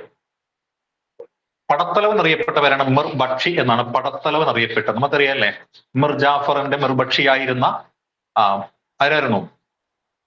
മിർജാഫറാണ് ഒറ്റുകൊടുത്തത് അല്ലെ. മിർബക്ഷിയായിരുന്ന മിർജാഫർ സിറാജുദ്ദൗള എന്ന് പറഞ്ഞ ദൗളയെ ഒത്തുകൊടുത്തായിട്ട് നമ്മൾ കേട്ടിട്ടില്ലേ. ബംഗാളിലെ നവാബായിരുന്ന സിറാജുദ്ദൗളയെ ഒറ്റുകൊടുത്ത സിറാജുദ്ദൗളയുടെ മിർബക്ഷിയായിരുന്നു മിർജാഫർ. പ്രധാനമന്ത്രിയായിരുന്നു അല്ലെങ്കിൽ പ്രധാന പടത്തലവനായിരുന്നു എന്നൊക്കെയാണ് നമ്മൾ പഠിച്ചിരിക്കുന്നത്.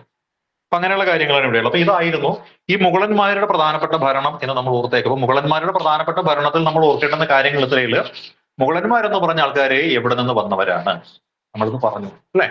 അവരുടെ പാരമ്പര്യം എന്തായിരുന്നു? ടർക്കിഷ് പാരമ്പര്യം ഉണ്ടായിരുന്നു അല്ലെ. അതായത് തൈമൂർ എന്ന് പറയുന്ന ആൾ അല്ലെ, തൈമൂറിന്റെ പാരമ്പര്യമുണ്ട്. തൈമൂറിന്റെ ഏതാണ്ട് 21ാമത്തെ പിന്മുറക്കാരനാണ് നമ്മുടെ ബാബർ. അതേപോലെ തന്നെ ചെങ്കിസ് ഖാന്റെ 14ാമത്തെ പിന്മുറക്കാരനുമാണ് ഇദ്ദേഹം എന്നാണ് പറയുന്നത്, തൈമൂർ. അപ്പൊ അങ്ങനെ നോക്കിയാൽ അതാണ് പാരമ്പര്യമായിട്ട് നമ്മൾ പറയുന്നത്. അപ്പോൾ ഈ പറയുന്ന ആളുകളെ കുറിച്ച് നമുക്കറിയാം അല്ലെ, പാരമ്പര്യം നമ്മൾ പറഞ്ഞു. ഇവർ ആവിഷ്കരിച്ച ഭരണരീതി എന്ന് പറയുന്നത് എന്തായിരുന്നു? തുർക്കിഷ് മംഗോളിയൻ ഭരണരീതിയായിരുന്നു. പേർഷ്യൻ സമ്പ്രദായങ്ങളെ പുഴുതെറ്റിയെടുക്കുന്ന രീതിയായിരുന്നു. ജാഗീർദാരി ഇവർക്കുണ്ടായിരുന്നു. ജാഗീർദാരി എന്താന്ന് പഠിച്ചിട്ടുണ്ട് അല്ലെ. മൻസബദാരി നമ്മൾ പഠിച്ചു. മൻസബ് എന്ന് വെച്ചാൽ 2 എണ്ണമുണ്ട്, സത്തെന്ന് സവറും, ആളും കുതിരയും അല്ലെ. റാങ്കുകൾ എത്ര വേണമെങ്കിലും ആവാമെന്ന് നമ്മൾ പറഞ്ഞിരുന്നു അല്ലെ. പ്രവിശ്യകൾ ഭരിക്കാനായിട്ട് പർഗാനകൾ ഉണ്ടായിരുന്നു, സർക്കാരുകൾ ഉണ്ടായിരുന്നു അല്ലെ. പിന്നെന്തായാലും നമ്മൾ പറഞ്ഞത് സുബകൾ ഉണ്ടായിരുന്നു, ഗ്രാമങ്ങളും ഉണ്ടായിരുന്നു അല്ലെ. ആ രീതിയിലാണ് നമ്മൾ പഠിച്ചത്. പിന്നെ പട്ടണങ്ങൾ ഉണ്ടായിരുന്നു. അതെല്ലാം സൂക്ഷിക്കാനുള്ള ആൾക്കാർക്ക് സുബേദാർ എന്നും അതുപോലെ ഫൗജിദാർ എന്നും ഷിഖദാർ എന്നും ചൗധരി എന്നും കൊത്തുവാൾ എന്നും നമ്മൾ വിളിച്ചു. പ്രധാനമന്ത്രി അറിയപ്പെട്ടവര് വക്കീൽ എന്നും, ധനകാര്യമന്ത്രി അറിയപ്പെട്ടവര് വസീർ എന്നും, നീതിന്യായ വകുപ്പ് കൈകാര്യം ചെയ്ത ആൾ അറിയപ്പെട്ടത് സദർ എന്നും, സൈന്യം കൈകാര്യം ചെയ്ത ആൾ അറിയപ്പെട്ടത് മിർബക്ഷി എന്നൊക്കെയാണ് എന്ന് നമ്മൾ പഠിച്ചിരുന്നു അല്ലെ. അപ്പൊ ഇതായിരുന്നു പ്രധാനമായിട്ടും മുഗളന്മാരുടെ കാലത്തുണ്ടായിരുന്ന ഭരണക്രമം. ഇത്രയും ഡീറ്റെയിൽഡൊക്കെ ആയിട്ട് ചോദിക്കുമല്ലോ. അതിനപ്പുറത്ത് ചോദ്യം വരാൻ സാധ്യത കുറവാണ്. കാര്യം മുഗൾ രാജവംശത്തിന്റെ ചരിത്രമല്ലല്ലോ നമ്മൾ പഠിക്കുന്നത്. ഇവിടുത്തെ അഡ്മിനിസ്ട്രേറ്റീവ് രംഗത്തുണ്ടായ കാര്യങ്ങളാണ് പഠിക്കുന്നത്. ഇവരുടെ കാലത്തുണ്ടായ നിർമ്മിതികളും അല്ല നമ്മൾ പഠിക്കുന്നത്. അപ്പൊ ഇതൊക്കെ തന്നെ ധാരാളം എന്ന രീതിയിൽ നമുക്ക് പഠിച്ച് മനസ്സിലാക്കാവുന്നേ കേട്ടോ. പിന്നെ നമുക്കിനി അടുത്ത കാര്യത്തേക്ക് നമുക്കൊന്ന് നോക്കാം. അടുത്ത കാര്യം എന്ന് പറയുമ്പോൾ എന്താണെന്നറിയാവോ? അടുത്ത കാര്യം ചോളന്മാരെന്ന് പറഞ്ഞിട്ടുള്ള വിഭാഗമാണ്. ചോള സാമ്രാജ്യമാണ്. ചോളന്മാരുടെ കാലഘട്ടം നമുക്കറിയാം അല്ലെ. പല പല ചോള സാമ്രാജ്യം ഉണ്ടായിരുന്നു. ആദ്യകാലത്തെ ചോള സാമ്രാജ്യമുണ്ട്, രണ്ടാമത്തെ ചോള സാമ്രാജ്യമുണ്ട്. ആദ്യകാലത്തെ ചോള സാമ്രാജ്യം എന്ന് വെച്ചാൽ നമുക്കറിയാം അല്ലെ, കറിക്കാല ചോളനൊക്കെയുള്ള ആ ചോള സാമ്രാജ്യമാണ് ആദ്യകാലത്തുണ്ടായിരുന്നു നമുക്കറിയാം അല്ലെ. രണ്ടാമത്തെ ചോള സാമ്രാജ്യം എന്ന് പറയുന്ന നേരത്താണ് രാജരാജ ചോളനും രാജേന്ദ്ര ചോളനും ഒക്കെ ഉണ്ടായിരുന്ന ആ കാലഘട്ടം എന്ന് നമുക്കറിയാം. ഇവരുടെ കാലഘട്ടമാണ് നമ്മൾ പഠിക്കുന്നത് അല്ലെ. 9ാം നൂറ്റാണ്ട് മുതൽ ഏകദേശം ഒരു 14ാം നൂറ്റാണ്ട് വരെയുള്ള ഒരു കാലഘട്ടം. ഏത് സാമ്രാജ്യം? ചോള സാമ്രാജ്യം. അതായത് ഭരണം നടന്നിരുന്ന, അധികാര പ്രക്രിയകൾ കൈമാറിയിരുന്ന, ഡീസെൻട്രലൈസേഷൻ ഉണ്ടായിരുന്ന ഒരു കാലഘട്ടത്തിലുള്ള ഭരണ സംവിധാനത്തെ കുറിച്ചൊക്കെ നമ്മൾ പറയുന്നത്. മുഗളന്മാർക്കുണ്ടായിരുന്നു അത്, ചോളന്മാർക്കുണ്ടായിരുന്നു അത്. ഇതാണ് നമ്മൾ പറയുന്നത് അല്ലെ. അപ്പൊ ഈ ദക്ഷിണേന്ത്യയിലെ പ്രധാനപ്പെട്ട ശക്തിയായിരുന്ന ഈ ചോളന്മാർ അല്ലെ, ഇവർക്ക് ആരായിരുന്നു? രാജാവ് ഉണ്ടായിരുന്നു, മന്ത്രി ഉണ്ടായിരുന്നു, സൈന്യമുണ്ടായിരുന്നു, ഉദ്യോഗസ്ഥന്മാരുണ്ടായിരുന്നു. ഇതുപോലുള്ളൊരു കേന്ദ്ര നയത്തിൽ അധിഷ്ഠിതമായ ഭരണക്രമം ആയിരുന്നു ഈ പറയുന്ന ആരുടേത്? ആരുടേത്? ആ നമ്മുടെ ഈ ചോളന്മാരുടെ ഭരണക്രമം എന്ന് പറയുന്നത് കേട്ടോ. അപ്പൊ ഇവരുടെ രാജശാസനങ്ങൾ എന്ന് പറയുന്നത് എങ്ങനെയായിരുന്നു? എഴുതി വെച്ചിരുന്ന ശാസനങ്ങളായിരുന്നു. രാജശാസനങ്ങളൊക്കെ എഴുതി വെച്ചിരുന്ന ശാസനങ്ങളായിരുന്നു. ഇവിടെ മെസ്സേജുകൾ, രാജശാസനങ്ങളെല്ലാം കൊണ്ടുപോയി വായിക്കുകയും കൊടുക്കുകയും ഒക്കെ ചെയ്തിരുന്ന ആൾക്കാർക്ക് വിളിച്ചിരുന്ന ഒരു പേരുണ്ട്. വളരെ രസകരമായ ഒരു പേരാണ് കേട്ടോ. ഈ താളിയോലകൾ എന്ന് പറയുന്ന പനയോലകളിലൊക്കെ ആയിരുന്നു അന്നത്തെ കാലത്ത് എഴുതിയിരുന്നത്. അപ്പൊ ഓല കൈകാര്യം ചെയ്യുന്ന ആളിനെ ഇവർ വിളിച്ചിരുന്ന പേരെന്നറിയാവോ? മെസ്സഞ്ചർ എന്ന് വിളിച്ചിരുന്ന ആള് ഓലയും നായകം എന്നായിരുന്നു. ഓലയും, ഓല കൈകാര്യം ചെയ്യുന്നതാണ്. ഓലയും താളിയോലയും കേട്ടിട്ടില്ലേ?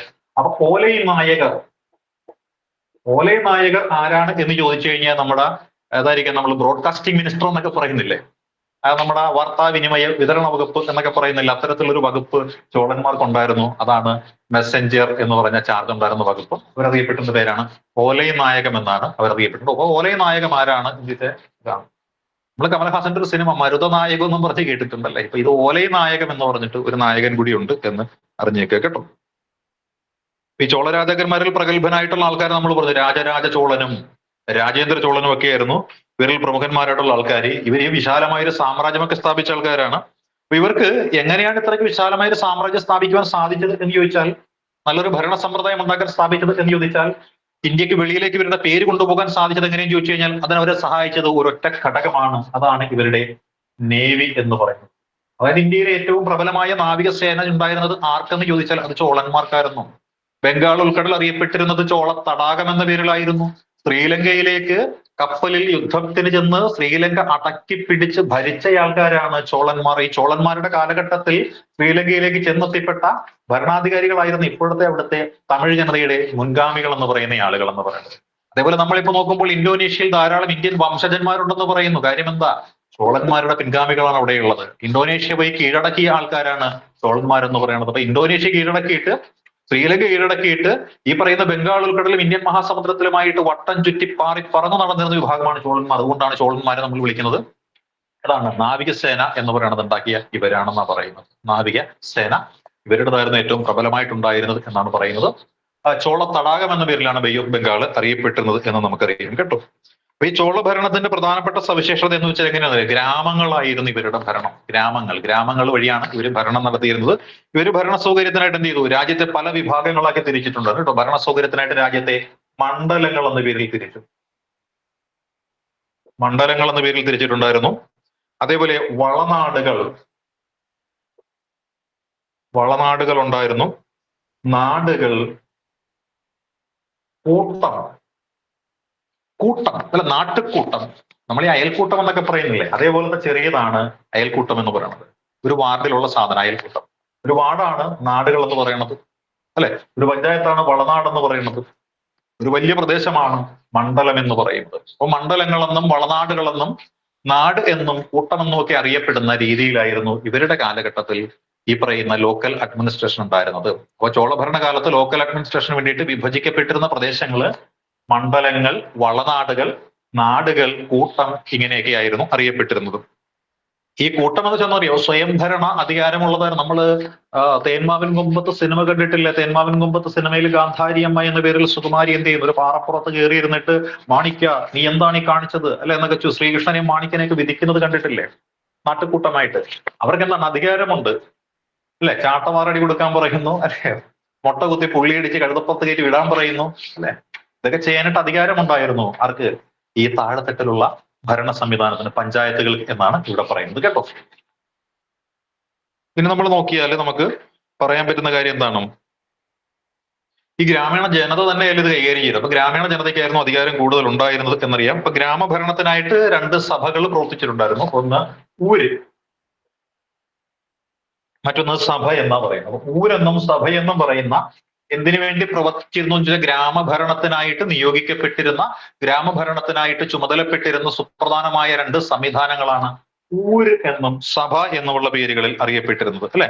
അപ്പൊ എന്താണ് ഊരെന്ന് ചോദിച്ചാൽ ഗ്രാമത്തിലുള്ള എല്ലാ ജനതയും ചേരുന്നതാണ് ഊര്. നമ്മുടെ ഗ്രാമസഭയില്ലേ, അത് തന്നെയാണ് ഊരെന്ന് പറയുന്നത്. അപ്പൊ ഗ്രാമത്തിലുള്ള 18 വയസ്സിന് മുകളിൽ പ്രായപൂർത്തിയുള്ള എല്ലാവരും ചേരുന്നതാണ് ഊര് എന്ന് പറയുന്നത് അല്ലെ.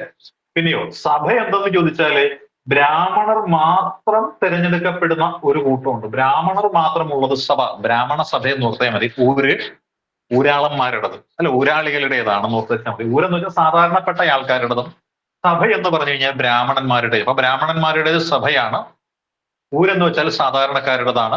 ഊരും സഭയും ഗ്രാമഭരണത്തിനായിട്ട് ചോള ഭരണകാലത്ത് നിലനിന്നിരുന്ന സംവിധാനങ്ങളായിരുന്നു എന്ന് നമുക്ക് ഓർക്കാവുന്നതാണ് കേട്ടോ.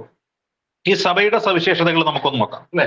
ബ്രാഹ്മണന്മാരായതുകൊണ്ട് അവർ ഒരുപാട് വേദങ്ങളൊക്കെ പഠിച്ച ആൾക്കാരായതുകൊണ്ട് പ്രവർത്തനത്തിന് നിയമങ്ങൾ ഉണ്ടായിരുന്നു. അപ്പൊ സഭയുടെ പ്രത്യേകതകൾ എന്തെല്ലാമെന്ന് ചോദിച്ചാൽ, സഭയുടെ പ്രത്യേകതകൾ നമ്മൾ നോക്കാൻ പോകുന്നു. സഭയുടെ പ്രത്യേകതകൾ, സഭയുടെ പ്രത്യേകതകൾ എന്തെല്ലാമെന്ന് ചോദിച്ചാൽ, സഭയ്ക്ക് എന്തുണ്ടായിരുന്നു? നിയമങ്ങൾ ഉണ്ടായിരുന്നു. സഭയുടെ പ്രത്യേകതകൾ നമ്മൾ പറയുമ്പോൾ സഭ ഒന്ന്, സഭയാരുടേതാണ്? ബ്രാഹ്മണരാണ്. സഭയുടെ എന്തുണ്ടായിരുന്നു പ്രവർത്തിക്കുവാനായിട്ട്? സഭയ്ക്ക് പ്രവർത്തിക്കുവാനായിട്ട് നിയമങ്ങൾ ഉണ്ടായിരുന്നു. അപ്പൊ സഭ പ്രവർത്തിക്കാനായിട്ട് നിയമങ്ങൾ ഉണ്ടായിരുന്നു അല്ലെ. സഭ എന്ത് ചെയ്യുന്നു? ഡിവൈഡ് ചെയ്തിട്ടുണ്ട്. സഭയെ പഞ്ചായത്തുകളായിട്ട് ഡിവൈഡ് ചെയ്യുന്നു. സഭയെ പഞ്ചായത്തായിട്ട് ഡിവൈഡ് ചെയ്യുന്നു. നമ്മൾ ഇവിടെ കാണുന്ന പഞ്ചായത്തല്ല കേട്ടോ, അത്രയും വലിപ്പമുള്ള പഞ്ചായത്തും അല്ല, ചെറിയ ചെറിയ ഭൂപ്രദേശമാണ് അവിടുത്തെ പഞ്ചായത്ത് എന്നാണ്. അപ്പൊ സഭ ബ്രാഹ്മണറുള്ളതായിരുന്നു. സഭയ്ക്ക് നിയമങ്ങൾ ഉണ്ടായിരുന്നു. സഭയുടെ ഭരണ സൗകര്യത്തിനായിട്ട് സഭ എന്ത് ചെയ്തു? പല പഞ്ചായത്തുകളായിട്ട് തിരിച്ച് ചുമതലകൾ നൽകിയിരുന്നു. പിന്നെയോ ഈ പഞ്ചായത്തിലേക്ക് തിരഞ്ഞെടുക്കപ്പെട്ട അംഗങ്ങൾ എങ്ങനെയാണ്? നറുക്കെടുത്താണ് നിശ്ചയിച്ചത്. അപ്പൊ നറുക്കെടുപ്പിലൂടെ, നറുക്കെടുപ്പ് താല്പര്യമുള്ള ആൾക്കാരെ ക്ഷേത്ര ഭരണ സമിതിയിലേക്ക് നറുക്കിട്ട ആൾക്കാരെ നിശ്ചയിക്കുന്നില്ല ചില ക്ഷേത്രങ്ങളിൽ. അതേപോലെ ഇവിടെ എന്താണ്? നറുക്കെടുപ്പിലൂടെയാണ് ആ ഭരണസമിതിയെ നിശ്ചയിച്ചിരുന്നത് അല്ലെ. ഒരാൾക്ക് പരമാവധി എത്ര തവണ?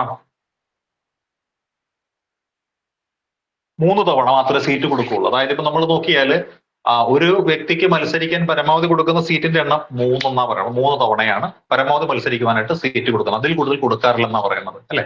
3 തവണ മാത്രമേ മത്സരിക്കുവാനായിട്ട് സീറ്റ് കൊടുക്കുകയുള്ളൂ എന്ന് പറയുന്നു അല്ലെ. അതേപോലെ തന്നെ എന്തായിരിക്കാം, ആരുടെയെങ്കിലും പേരിൽ പരാതി ലഭിച്ചു കഴിഞ്ഞാൽ, അതായത് കൈക്കൂലി വാങ്ങിച്ചെന്നോ അതല്ലെങ്കിൽ എന്തായിരിക്കും കളവ്, കുറ്റകൃത്യങ്ങൾ അങ്ങനെ എന്തെങ്കിലുമൊക്കെ ചെയ്തിട്ടുള്ള ആളുകളുണ്ടെങ്കിൽ അവർക്ക് പിന്നെ മത്സരിക്കാനായിട്ട് ചാൻസ് ഇല്ല. അതായത് ആരോപണ വിധേയർക്ക് മത്സരിക്കാനായിട്ട് ചാൻസ് ഇല്ല.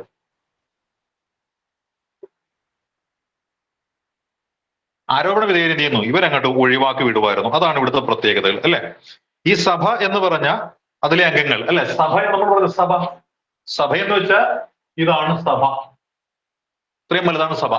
ഇതിനെ ഡിവൈഡ് ചെയ്യുന്നതാണ് എന്ന് പറയുന്നത് പഞ്ചായത്ത് എന്ന് പറയുന്നത്. അപ്പൊ സഭയെ ഡിവൈഡ് ചെയ്ത് പഞ്ചായത്താക്കും. പഞ്ചായത്തിലേക്കാണ് അംഗങ്ങളെ തിരഞ്ഞെടുക്കുന്നത്. അംഗങ്ങൾക്ക് എന്ത് ചെയ്യണം? നറുക്കെടുപ്പിലൂടെയാണ് തിരഞ്ഞെടുക്കുന്നത്. ഒരംഗത്തിന് പരമാവധി 3 തവണ മാത്രമേ ചാൻസ് ഉള്ളൂ. ആരോപണ വിധേയരായാൽ ഇവർക്ക് ചാൻസ് ഇല്ല. സ്റ്റേറ്റ്മെന്റിൽ ചോദിക്കാവുന്നതേ ഉള്ളൂ കേട്ടോ ഇതൊക്കെ. സഭയുടെ പ്രവർത്തനങ്ങളിൽ താഴെ പറയുന്നവയിൽ ഏതാണ് ശരിയല്ല? അങ്ങനെ ഒരു ചോദ്യം വന്നാൽ നമ്മൾ എന്ത് വിചാരിക്കും? സഭ അല്ലെ. അപ്പൊ ഇനി സഭയിലുള്ള അംഗങ്ങൾ അറിയപ്പെട്ടിരുന്ന പേരുണ്ടായിരുന്നു. സഭയിലെ അംഗങ്ങൾ അറിയപ്പെട്ട പേരെന്നറിയാവോ? പെരുമക്കൾ. സഭയിലെ അംഗങ്ങൾ MLA മാർ എന്ന് വിളിക്കേണ്ട പകരം എന്താണ്? പെരുമക്കൾ എന്ന പേരിലാണ് അറിയപ്പെട്ടിരുന്നത് അല്ലെ. പെരുമക്കൾ വലിയ മക്കൾ അല്ലെ. ഇതോ ഏതിലെ? പഞ്ചായത്തിലെ അംഗങ്ങൾ അറിയപ്പെട്ടവരോ? വാരിയ പെരുമക്കൾ. അതായത് വാരിയെടുത്ത, അതായത് വലിയ ഒരു കൂട്ടമാണുള്ളത്, അതിൽ നിന്ന് വാരിയെടുത്ത കുറച്ച് പെരുമക്കൾ, അതായിരിക്കാം വാരിയ പെരുമക്കൾ. പഞ്ചായത്ത് അംഗങ്ങൾ അറിയപ്പെട്ടത് വാരിയ പെരുമക്കൾ എന്നും സഭയിലെ അംഗങ്ങൾ അറിയപ്പെട്ടത് പെരുമക്കൾ എന്നുമാണ്. പെരുമക്കൾ വലിയ മക്കളാണ്, മറ്റത് വാരിയ പെരുമക്കൾ എന്നാ പറയുന്നത്. അപ്പൊ പഞ്ചായത്തിലേത് വാരിയ പെരുമക്കൾ, സഭയിലേത് പെരുമക്കൾ. ഈ പറയുന്നതാണ് എവിടുത്തെ അഡ്മിനിസ്ട്രേഷൻ. നമ്മുടെ ചോളന്മാർ എന്ന് പറഞ്ഞ ആൾക്കാരുടെ അഡ്മിനിസ്ട്രേഷൻ എന്ന് പറയുന്നത് ഇതുമായിട്ടാണ് നമ്മൾ പറയുന്നത് കേട്ടോ. ഈ പറയുന്ന ഗ്രാമഭരണവുമായി ബന്ധപ്പെട്ടുകൊണ്ട് ഈ അധികാരവും ചുമതലയും ഒക്കെ ആരിലാണ് നിക്ഷിപ്തമായിരുന്നതെന്ന് ചോദിച്ചാൽ അത് സഭയിലായിരുന്നു നിശ്ചയിച്ചത്. അപ്പൊ ഈ സഭകളിലാണ് കാര്യങ്ങളെല്ലാം നടന്നിരുന്നത്. സഭകളിലാണ് ചോള രാജാക്കന്മാരുടെ കാലഘട്ടത്ത് കാര്യങ്ങളെല്ലാം നടന്നിരുന്നത്. സഭയായിരുന്നു എല്ലാം നിശ്ചയിച്ചിരുന്നത് നമ്മൾ പറഞ്ഞു അല്ലെ. മണ്ഡലങ്ങൾ ഉണ്ടായിരുന്നു, വളനാടുകൾ ഉണ്ടായിരുന്നു അല്ലെ, നാടുണ്ടായിരുന്നു, കൂട്ടമുണ്ടായിരുന്നു എന്ന് പറഞ്ഞു അല്ലെ. കൂട്ടം എന്ന് പറയുന്നത് എന്താണ് അല്ലെ?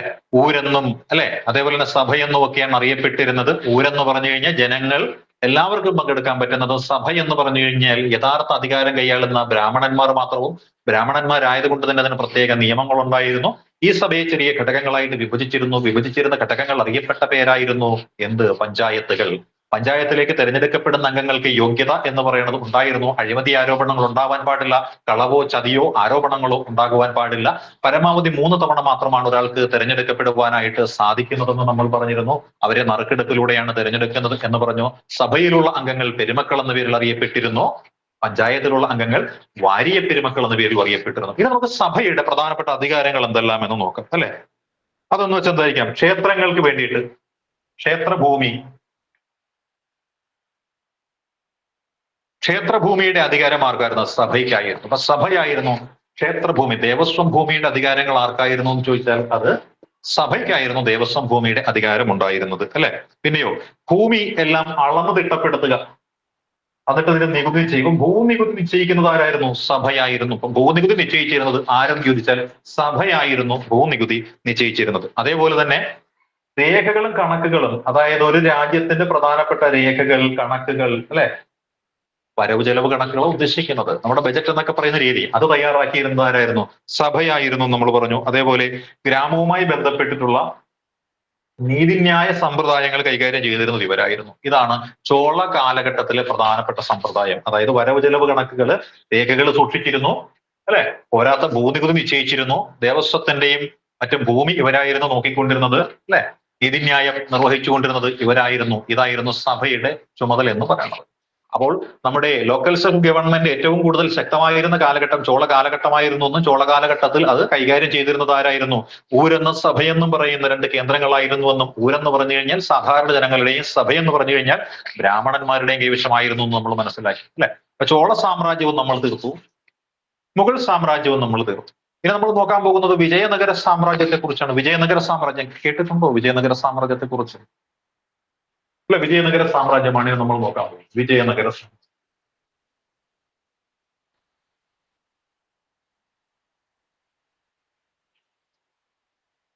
വിജയനഗര സാമ്രാജ്യമാണ് ഇനി നമ്മൾ നോക്കാൻ പോകുന്നത്. വിജയനഗര സാമ്രാജ്യം എന്താണ്? വിജയനഗര സാമ്രാജ്യം നമുക്കറിയാം.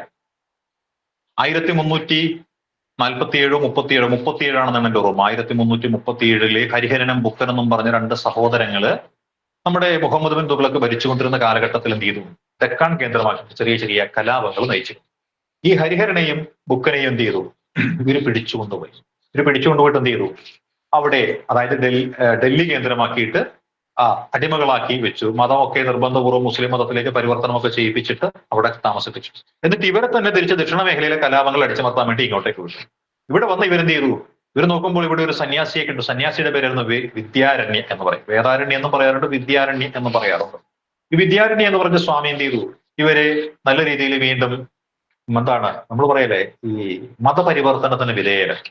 അതായത് വീണ്ടും ഹിന്ദു മതത്തിലേക്ക് തിരികെ കൊണ്ടുവന്നിട്ട് ഇവർക്ക് കുറച്ച് മോട്ടിവേഷൻ കാര്യങ്ങളൊക്കെ കൊടുത്തു കഴിഞ്ഞപ്പോൾ ഇവർ തീരുമാനിച്ചു, എന്തിനാണ് ഞങ്ങൾ സുൽത്താന് വേണ്ടി പണിയെടുക്കുന്നത്, ഞങ്ങൾക്ക് സ്വന്തമായിട്ടൊരു സാമ്രാജ്യം ഉണ്ടാക്കി കൂടെ നിശ്ചയിച്ചിട്ട് എന്ത് ചെയ്തു?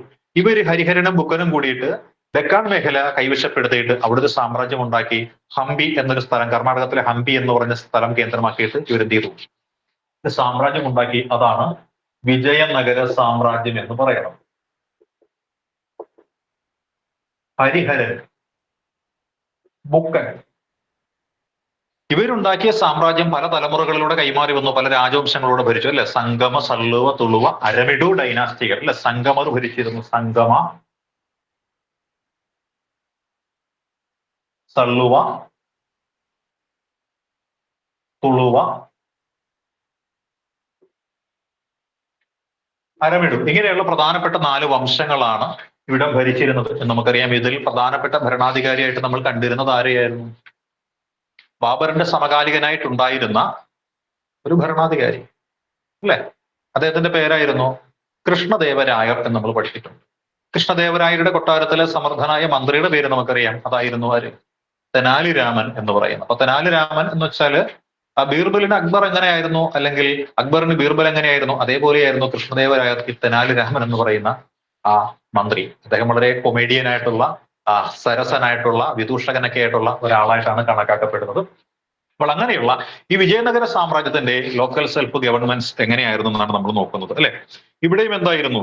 ഒരു കേന്ദ്രീകൃത ഭരണമായിരുന്നു ഉണ്ടായിരുന്നത്. കേന്ദ്രീകൃത രാജാവായിരുന്നു കേന്ദ്രം. ഒരു കേന്ദ്രീകൃത ഭരണമായിരുന്നു ഉണ്ടായിരുന്നത്. രാജാവിലേക്ക് അധികാരം കേന്ദ്രീകരിക്കുവാനായിട്ട് രാജാവിനെ സഹായിച്ചിരുന്ന എന്തായിരിക്കും? ജനാധിപത്യ സമ്പ്രദായമല്ല, സുശക്തമായ സൈനിക സംവിധാനം. സൈനിക സംവിധാനമായിരുന്നു ഇവിടെയും പ്രധാനമായിട്ട് ഉണ്ടായിരുന്നത് നമുക്കറിയാം, അല്ലെ? പിന്നെയോ പ്രൊട്ടക്ഷന് വേണ്ടിയിട്ട് ഇവിടെ എന്നുണ്ടായിരുന്നു? കോട്ടകൾ എന്ന് പറയുന്ന സംവിധാനം ഉണ്ടായിരുന്നു. കോട്ടകൾ, അല്ലെ? സംരക്ഷണത്തിനായിട്ട് കോട്ടകൾ എന്ന് പറയുന്ന ഒരു സംവിധാനം ഇവിടെ ഉണ്ടായിരുന്നു. പ്രൊട്ടക്ഷന് വേണ്ടിയിട്ട് കോട്ടകൾ ഇവിടെ ഉണ്ടായിരുന്നു. ഇവിടുത്തെ സമ്പ്രദായങ്ങൾ രണ്ടാക്കിയാണ് തരംതിരിച്ചു, അല്ലെ? ഭരണ സമ്പ്രദായത്തെ പൊതുവെ രണ്ടാക്കിയാണ് തരംതിരിച്ചിരിക്കുന്നത്. എന്ന് വെച്ചാൽ എന്തെന്നറിയാവോ? പ്രാദേശിക ഭരണം അല്ലെ നായകര സമ്പ്രദായമെന്നും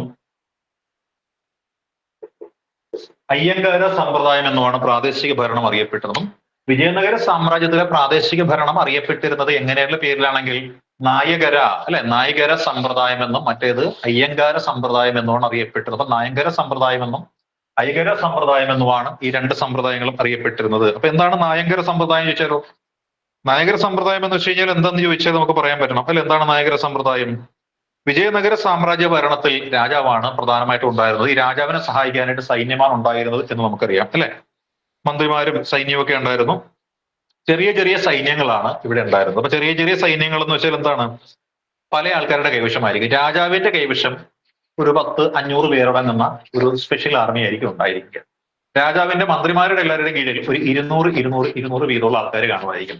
അങ്ങനെ ഒരു 30 മന്ത്രിമാർ രാജാവിനുണ്ടെങ്കിലോ 30 പേരുടെ കീഴിൽ 20 അല്ലെ, അങ്ങനെ ഒരു 6000 പേരായിരിക്കും ആ രാജ്യത്തെ സൈന്യം എന്ന് പറയുന്നത്. അപ്പൊ അങ്ങനെ ഈ പറയുന്ന നായകന്മാരായിട്ടുള്ള ആളുകളുടെ കീഴിൽ സൈന്യങ്ങൾ വരുന്ന സമ്പ്രദായം, അതാണ് നായങ്കര സമ്പ്രദായം എന്ന പേരിൽ അറിയപ്പെടുന്നത് കേട്ടോ. അതായത് ഓരോ പ്രവിശ്യക്കും എന്തുണ്ടാകും? ഗവർണർമാരുണ്ടാകും. ഓരോ ജില്ലയ്ക്കും എന്തുണ്ടാവും? ഓരോ കളക്ടർമാർ എന്ന രീതിയിലുള്ള ആൾക്കാരാണ് ഗവർണർമാർ എന്ന് പറയുന്ന ആൾക്കാർ. അതായത് നമുക്കറിയാം വിജയനഗര സാമ്രാജ്യം എന്ന് പറയുന്നത് മുഗൾ സാമ്രാജ്യം പോലെ അത്ര വലിയ സാമ്രാജ്യമൊന്നും ആയിരുന്നില്ല. ഒരു കർണാടക സംസ്ഥാനത്തിന്റെ വലിപ്പമുള്ള അല്ലെങ്കിൽ ഒരു ആന്ധ്ര സംസ്ഥാനത്തിന്റെ വലിപ്പമുള്ള ഒരു പ്രദേശം, കർണാടകത്തിന്റെയും ആന്ധ്രയുടെയും പിന്നെ ഏതാണ് നമ്മുടെ ആ തമിഴ്നാടിന്റെയും ഒക്കെ കുറച്ച് ഭാഗങ്ങൾ ഉൾപ്പെട്ടിട്ടുള്ള ഒരു പ്രദേശം മാത്രമായിരുന്നു. അതുകൊണ്ട് തന്നെ വലിയ വലിയ പ്രവിശ്യകളൊന്നും ഇവിടെ ഇല്ലായിരുന്നു കേട്ടോ. ചെറിയൊരു സാമ്രാജ്യം മാത്രമായിരുന്നു ഇത്. അപ്പോൾ ഓരോ പ്രവിശ്യയും ഇവിടെ ഉണ്ടായിരുന്നു. പ്രവിശ്യകൾ ഇവിടെ ഉണ്ടായിരുന്നു. വലിയ പ്രവിശ്യകളല്ല, ചെറിയ പ്രവിശ്യകളാണ്. അപ്പോൾ ഓരോ പ്രവിശ്യയും ഭരിക്കുന്ന ആൾക്കാർക്ക് എന്തുണ്ട്? അവരുടേതായ ഒരു നിശ്ചിത സൈന്യത്തെ അവരവിടെ മെയിൻറ്റെയിൻ ചെയ്ത് വെച്ചിട്ടുണ്ടായിരുന്നു കേട്ടോ. അതിന് പ്രത്യേക രാജാവ് ആവശ്യപ്പെടുമ്പോൾ രാജാവിന് യുദ്ധം വരുന്നു. രാജാവ് പറയുന്നത് എനിക്കൊരു 10,000 സൈന്യത്തിന്റെ ആവശ്യം വേണം. ഉടനെ തന്നെ എന്ത് ചെയ്യുന്നു? ഈ പ്രവിശ്യയിലുള്ള ആൾക്കാര് അവരുടെ സൈന്യത്തെ രാജാവിന്റെ ആവശ്യത്തിലേക്കായിട്ട് അങ്ങോട്ട് വിട്ടുകൊടുത്തു. അങ്ങനെയായിരുന്നു സൈന്യമെല്ലാം രാജാവിന് കിട്ടിക്കൊണ്ടിരുന്നത്. അങ്ങനെയായിരുന്നു യുദ്ധമെല്ലാം രാജാവ് വിജയിച്ചു കൊണ്ടിരുന്നത്. അങ്ങനെ രാജാവിന് സൈന്യത്തെ വിട്ടു നൽകുന്ന ഈ മേലധികാരികൾക്ക്, അല്ലെങ്കിൽ മേലധികാരിയല്ല, ഈ പറയുന്ന ആ പ്രവിശ്യയിലെ ഭരണാധികാരികൾക്ക് രാജാവ് കൊടുക്കുന്ന ഒരു റാങ്കായിരുന്നു ഈ നായകർ എന്ന് പറയുന്നത് അല്ലെ. പടനായകർ എന്നൊക്കെ കേട്ടിട്ട് അത് ഒരു നായകർ എന്ന് പറയണം. അപ്പൊ അങ്ങനെ നായകർ ഭരിച്ചുകൊണ്ടിരുന്ന സമ്പ്രദായമാണ് നായകർ സമ്പ്രദായം എന്ന പേരിൽ അറിയപ്പെട്ടിരുന്നത് കേട്ടോ. ഇവർക്ക് നായക് എന്ന പദവിയാണ് കൊടുത്തിരുന്നത്. ആ നായകന്മാർക്ക് സൈന്യത്തെ മെയിൻറ്റെയിൻ ചെയ്യുവാനും അവരുടെ ചെല്ലും ചെലവും ഒക്കെ കൊടുക്കാനും വേണ്ടിയിട്ട് നമ്മൾ നേരത്തെ പഠിച്ച സമ്പ്രദായമല്ല, ഭൂമി കൊടുക്കുന്ന സമ്പ്രദായം, ജാഗീർദാരി സമ്പ്രദായം, ആ സമ്പ്രദായത്തിന്റെ മറ്റൊരു പതിപ്പായിട്ട് ഇവിടെ ഉള്ളതാണ് നായകര സമ്പ്രദായം. നായകൻ എന്ന പേരിൽ രാജാവ് കുറെ ആൾക്കാരെ നിയമിക്കും. നായകന്മാർക്ക് കീഴിൽ ഒരുപാട് പടയുണ്ടാവും. ആ പടയ്ക്ക് ചെല്ലും ചെലവ് കൊടുക്കാൻ വേണ്ടിയിട്ട് രാജാവ് കുറെ ഭൂമി ഈ നായകന്മാരെ ഏൽപ്പിക്കും. അങ്ങനെ നായകന്മാർ ഈ ഭൂമികളിൽ നിന്നും നികുതി പിരിച്ചുകൊണ്ട് സൈന്യത്തിന് ചെല്ലും ചെലവും കൊടുക്കുകയും പിരിച്ചെടുക്കുന്ന പണത്തിന്റെ ഒരു ഓഹരി രാജാവിന് എത്തിച്ചു കൊടുക്കുകയും ചെയ്യുന്നു. എന്നിട്ട് രാജാവിന്റെ നായകന്മാരായിട്ട്, പടനായകന്മാരായിട്ട് അവിടെ ജീവിക്കുകയും ചെയ്യുന്ന സമ്പ്രദായമാണ് നായകര സമ്പ്രദായം എന്ന പേരിൽ അറിയപ്പെട്ടത്. ഇപ്പൊ നായകര സമ്പ്രദായം എന്നാണ് ഇത് അറിയപ്പെട്ടിരുന്നത്. ഇനി അയ്യങ്കാർ സമ്പ്രദായം എന്ന് പറഞ്ഞൊരു സമ്പ്രദായം. അയ്യങ്കാർ സമ്പ്രദായം എന്താണ് എന്ന് നമുക്ക് നോക്കാം അല്ലെ. അയ്യങ്കാർ സമ്പ്രദായം എന്താണ്? അയ്യങ്കാർ സമ്പ്രദായത്തിന്റെ അടിസ്ഥാന ഘടകം വെച്ചാൽ ഗ്രാമമാണ്. അപ്പൊ നായകര സമ്പ്രദായം എവിടെയാണ്? നഗരമാണ്. നഗരങ്ങളിൽ ഉണ്ടായിരുന്നത് നായകര സമ്പ്രദായമാണെങ്കിൽ ഗ്രാമങ്ങളിൽ ഉണ്ടായിരുന്നതാണ് അയ്യങ്കാര സമ്പ്രദായം എന്ന് പറയുന്നത് കേട്ടോ. അപ്പൊ ഇവിടെ ഗ്രാമവും ഗ്രാമസഭകളും ഒക്കെ ഉണ്ടായിരുന്നു. ഈ ഗ്രാമസഭകളുടെയൊക്കെ ചുമതല വഹിച്ചിരുന്ന ഉദ്യോഗസ്ഥന്മാരുണ്ട്. ഇവരാണ് ആരെന്ന പേരിൽ അറിയപ്പെടുന്നത്? അയ്യങ്കാർ എന്ന പേരിൽ അറിയപ്പെടുന്നത്. അപ്പൊ അയ്യങ്കാർ ആരെന്ന് ചോദിച്ചാൽ ഈ പറയുന്ന വിജയനഗര സാമ്രാജ്യത്തിന്റെ കാലഘട്ടത്തിൽ ഗ്രാമങ്ങളുടെ ഭരണം നിർവഹിച്ചിരുന്ന വിഭാഗമായിരുന്നു അയ്യങ്കാർ എന്ന പേരിൽ അറിയപ്പെട്ടിരുന്നത് അല്ലെ. ഇവിടെ കേന്ദ്ര ഭരണത്തിൽ, അതല്ലെങ്കിൽ നമ്മുടെ നഗരഭരണത്തിൽ നായകന്മാർക്കുണ്ടായിരുന്ന തത്തുല്യമായ റോളാണ് ഗ്രാമഭരണത്തിൽ അയ്യങ്കാർമാർക്കുണ്ടായിരുന്നത് എന്നോർത്താൽ മതി. അപ്പൊ നമ്മൾ മനസ്സിലാക്കിയ കാര്യത്തിലുള്ള ഈ പറയുന്ന വിജയനഗര സാമ്രാജ്യത്തിലും എന്തുണ്ടായിരുന്നു? ലോക്കൽ സെൽഫ് അഡ്മിനിസ്ട്രേഷൻ ഉണ്ടായിരുന്നു. ലോക്കൽ സെൽഫ് അഡ്മിനിസ്ട്രേഷൻ രാജാവ് നേരിട്ടല്ല നടത്തിയിരുന്നത്, പകരം 2 വിഭാഗങ്ങളിലൂടെയാണ് നടത്തിയിരുന്നത്. ആ 2 വിഭാഗങ്ങൾ അറിയപ്പെട്ടിരുന്നത് കേന്ദ്രീകൃതമായിട്ടുള്ള നഗരാസൂത്രണ രീതിയിൽ ഉണ്ടായിരുന്നത് നായകര സമ്പ്രദായവും ഗ്രാമങ്ങളിൽ ഉണ്ടായിരുന്നത് ഏതായിരുന്നു? അയ്യങ്കാര സമ്പ്രദായവുമായിരുന്നു. ഇങ്ങനെയുള്ള 2 സമ്പ്രദായങ്ങളായിരുന്നു ഇവിടെ ഉണ്ടായിരുന്നത് എന്ന് നമുക്ക് മനസ്സിലാക്കാൻ സാധിക്കുന്നതാണ് അല്ലെ. ഇനി അടുത്ത സമ്പ്രദായമാണ് ഏതെന്നുള്ളത് മറാത്ത സാമ്രാജ്യം എന്ന് പറയുന്നത് അല്ലെ. മറാത്ത സാമ്രാജ്യവുമായി ബന്ധപ്പെട്ടിട്ടുള്ള കാര്യങ്ങൾ നമുക്കൊന്ന് നോക്കാം അല്ലെ. മറാത്ത സാമ്രാജ്യവുമായിട്ട് ബന്ധപ്പെട്ട കാര്യങ്ങൾ.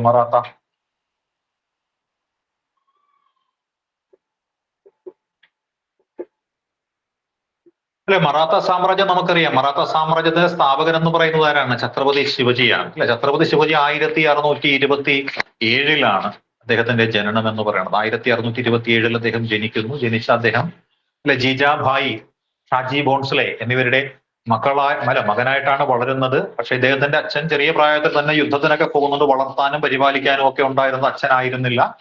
അച്ഛന്റെ പകരം അച്ഛന്റെ ഒരു സുഹൃത്തായിട്ടുണ്ടായിരുന്ന ദാദാജി കൊണ്ടദേവ് എന്ന് പറയുന്ന ഒരാളായിരുന്നു ഉണ്ടായിരുന്നത്. ദാദാജി കൊണ്ടദേവ്. അതേപോലെ ഇദ്ദേഹത്തിന്റെ ഗുരു രാമദാസ് എന്നോ മറ്റോ പേരായിട്ടുള്ള ഒരു ഗുരുവാണ് ഇദ്ദേഹത്തെ കടുത്ത ഒരു ഹിന്ദുത്വവാദിയാക്കി വളർത്തിയെടുത്തത് എന്ന് നമുക്കറിയാം. ഇദ്ദേഹത്തിന്റെ മകനാണ് സംഭാജി എന്ന് പറയുന്നത്. സംഭാജിക്ക് ഒരു ദിവസം അടുക്കളയിൽ കയറിയിട്ട് ഒരു കറി ഒറ്റയ്ക്ക് ഉണ്ടാക്കാൻ തോന്നി. അങ്ങനെ അദ്ദേഹം ഉണ്ടാക്കിയ ഒരു കറി എന്ന് പറയുന്നത് അദ്ദേഹത്തിന് ഒന്നും അറിയാൻ പാടുന്നത് കിട്ടിയ കഷ്ണങ്ങളെല്ലാം കൂടി എടുത്ത് എന്ത് ചെയ്തു, വെള്ളത്തിലിട്ടിട്ട് അതിനകത്ത് കുറച്ച് ഉപ്പും മുളകും അതുപോലെ തന്നെ മല്ലി എല്ലാം കൂടി അങ്ങോട്ടിട്ട് റെഡിയാക്കി എടുത്തപ്പോൾ എന്തായി, പല പല കഷ്ണങ്ങളല്ല സാമ്പാർ. അതിന് കിട്ടിയ പേരാണ് സാമ്പാർ എന്ന് പറയുന്നത്. രാജാവ് ഉണ്ടാക്കിയ കറി ആയതുകൊണ്ട് എല്ലാവരും പറഞ്ഞു രാജാവ് ഇതിന്റെ അപ്പുറത്തൊരു കറി ഞങ്ങൾ കൂട്ടിയിട്ടില്ലെന്ന് പറഞ്ഞു. അങ്ങനെ എന്തായി, അവിടുത്തെ പ്രധാനപ്പെട്ട കറിയായിട്ട് സാമ്പാർ മാറി. ഇദ്ദേഹത്തിന്റെ സാമ്രാജ്യം വിശാലമായതുകൊണ്ട് രാജ്യം മൊത്തം ഇത് പടർന്ന് പന്തലിക്കുകയാണ് ഉണ്ടായിരുന്നത്. സാമ്പാർ സംഭാജിയുടേതാണ്. ഇതൊരു കഥയുണ്ട്. ആ കഥയാണ് ഇപ്പൊ നമ്മൾ സൂചിപ്പിച്ചത്. അപ്പൊ നമ്മൾ നോക്കിയാൽ ഈ ശിവജിയുടെ മറാത്ത ഭരണമാണ്.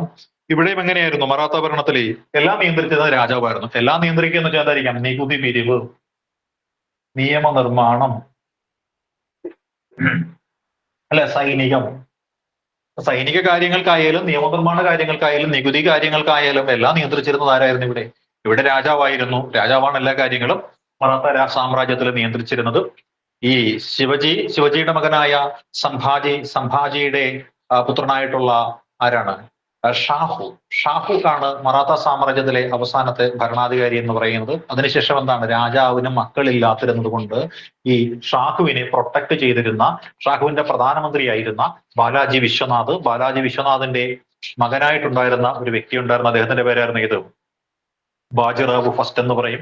ഈ ബാജിറാവു ഒന്നാമന്റെ മകനായിട്ടുണ്ടായിരുന്ന വ്യക്തിയാണ് ബാലാജി ബാജിറാവു എന്ന് പറയും. ഈ ബാലാജി ബാജിറാവുവിനെയാണ് ഷാഹുവിന്റെ പിൻഗാമിയായിട്ട് വെച്ചത്. ഷാഹുവിന്റെ ശേഷം രാജാധികാരം ഇല്ല എന്ന് പറഞ്ഞത് കൊണ്ട് ഈ ബാലാജി വിശ്വനാഥിന്റെ മകനായ ബാജിറാവു ഒന്നാമന്റെ മകനായ അല്ലെ ഈ ബാലാജി ബാജിറാവു എന്ന് പറയുന്ന വ്യക്തി, അദ്ദേഹം എന്ത് ചെയ്തു? ബാലാജി ബാജിറാവു പേഷ്വ എന്ന് പറയുന്ന ഒരു പേര് സ്വീകരിച്ചു. പേഷ്വ എന്ന് പറയുന്ന ഒരു പേര് സ്വീകരിച്ചിട്ടാണ് അദ്ദേഹം എന്ത് ചെയ്തത്? മറാത്ത സാമ്രാജ്യം ഭരിച്ചത്. ഈ മറാത്ത സാമ്രാജ്യം പേഷ്വകൾ കഴിഞ്ഞപ്പോൾ, പേഷ്വകൾ എന്ന് പറയുന്നത് മൂന്നാമത്തെ പാനിപ്പട്ട് യുദ്ധം അല്ലെ, അഹമ്മദ് ഷാ അബ്ദാലിയും ബാലാജി ബാജിറാവുവും തമ്മിൽ നടന്ന ഒരു യുദ്ധം ഉണ്ടായിരുന്ന. ആ യുദ്ധത്തിൽ പരാജയപ്പെട്ടുപോയി ബാലാജി ബാജിറാവുവിന്റെ ടീം. അതോടുകൂടി പേഷ്വയുടെ ആ ഒരു അധപ്പതനം ആരംഭിക്കുന്നു. പേഷ്വ എന്ന് പറഞ്ഞ ആ വിഭാഗത്തെ ഒതുക്കിക്കൊണ്ട് പേഷ്വയുടെ കൂടെ ഉണ്ടായിരുന്ന കുറച്ച് കുടുംബങ്ങളുണ്ട്, മറാഠ കുടുംബങ്ങൾ ഉണ്ടായിരുന്നു. ഹോൾക്കർ എന്ന് പറയും, ഇൻഡോറിലുള്ള ഹോൾക്കർ അല്ലെ, ഗ്വാളിയാറിലുള്ള സിന്ധ്യകൾ എന്ന് പറയും അല്ലെ, നാഗ്പൂരിലുള്ള ബോൺസ്ലെ എന്ന് പറയും അല്ലെ. ബോൺസ്ലെ, സിന്ധ്യ, ഹോൾക്കർ എന്നൊരു കുടുംബം കൂടിയുണ്ട്. ഗെയ്ക്വാദ്, ബറോഡയിലുള്ള ഗെയ്ക്വാദ്, ഹോൾക്കർ, സിന്ധ്യ, പിന്നെ വിട്ടുപോയിപ്പോ പറഞ്ഞതാണെന്നല്ല അല്ലെ. ബോൺസ്ലെ എവിടെയാണ്? ഇൻഡോറിലാണ് ബോൺസ്ലെ ഇൻഡോറിൽ എവിടെയാണ്? ഇൻഡോറിൽ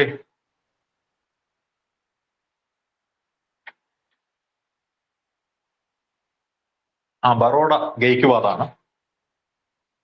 ഹോൾക്കർ ഇൻഡോറിലുള്ളത് ഹോൾക്കറാണ്. ഇൻഡോറിൽ ഹോൾക്കർ. ഗെയ്ക്വാദ് ബറോഡയിലാണ്. സിന്ധ്യ ഗ്വാളിയോറിലാണ്. ബോൺസ്ലെ നാഗപ്പൂരിലാണ് കേട്ടോ.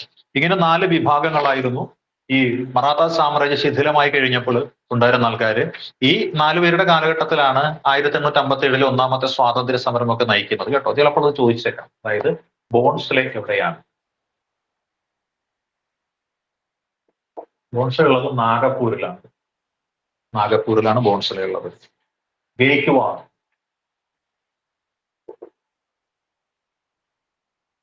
ബറോഡയിലാണ് ഗെയ്ക്വാദ് ഉള്ളത്. സിന്ധ്യ എവിടെയാണുള്ളത്? ഗ്വാളിയോറിലാണുള്ളത് അല്ലെ. ഹോൾക്കർ ഉള്ളത്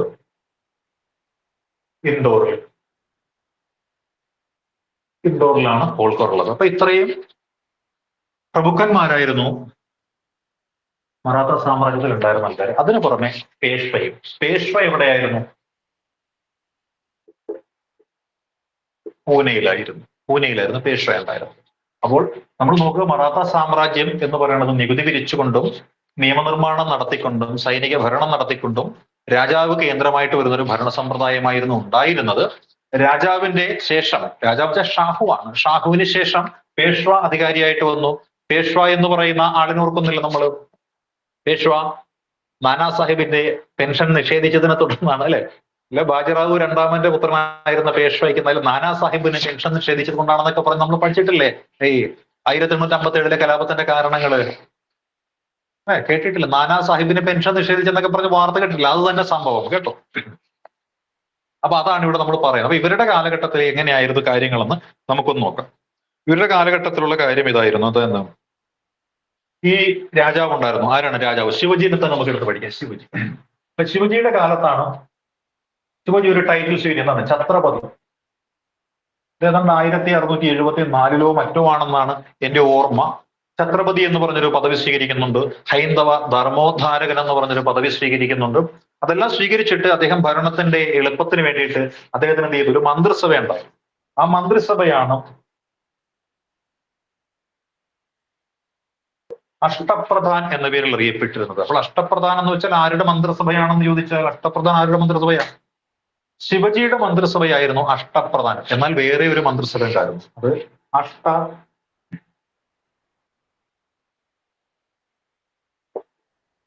അഷ്ടദിഗ്ഗജാസ് എന്നാണ്. അത് വിജയനഗര സാമ്രാജ്യത്തിന്റെ മന്ത്രിസഭയാണ് അഷ്ടദിഗ്ഗജാസ്. വിജയനഗരത്തിന്റെ മന്ത്രിസഭയാണ് അഷ്ടദിഗ്ഗജാസ് എന്ന് പറയുന്നത്.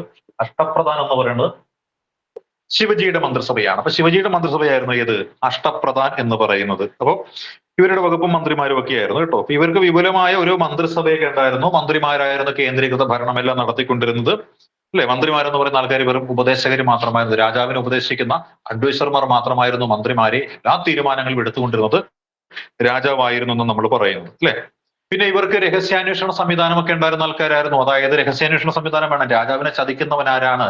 സ്വന്തം സാമ്രാജ്യത്തിന്റെ വിവരങ്ങൾ ഒറ്റുകൊടുക്കുന്നവരാരാണ്? ഇങ്ങനെയുള്ള കാര്യങ്ങളൊക്കെ കൃത്യമായിട്ട് രാജാവിനെ അറിയിക്കുന്നതിന് സ്പൈ വർക്കൊക്കെ ഭയങ്കരമായിട്ട് ഉണ്ടായിരുന്ന ഒരു വിഭാഗമായിരുന്നു ആര്? ഈ മറാത്തകൾ എന്ന് പറഞ്ഞ ആൾക്കാർ കേട്ടോ.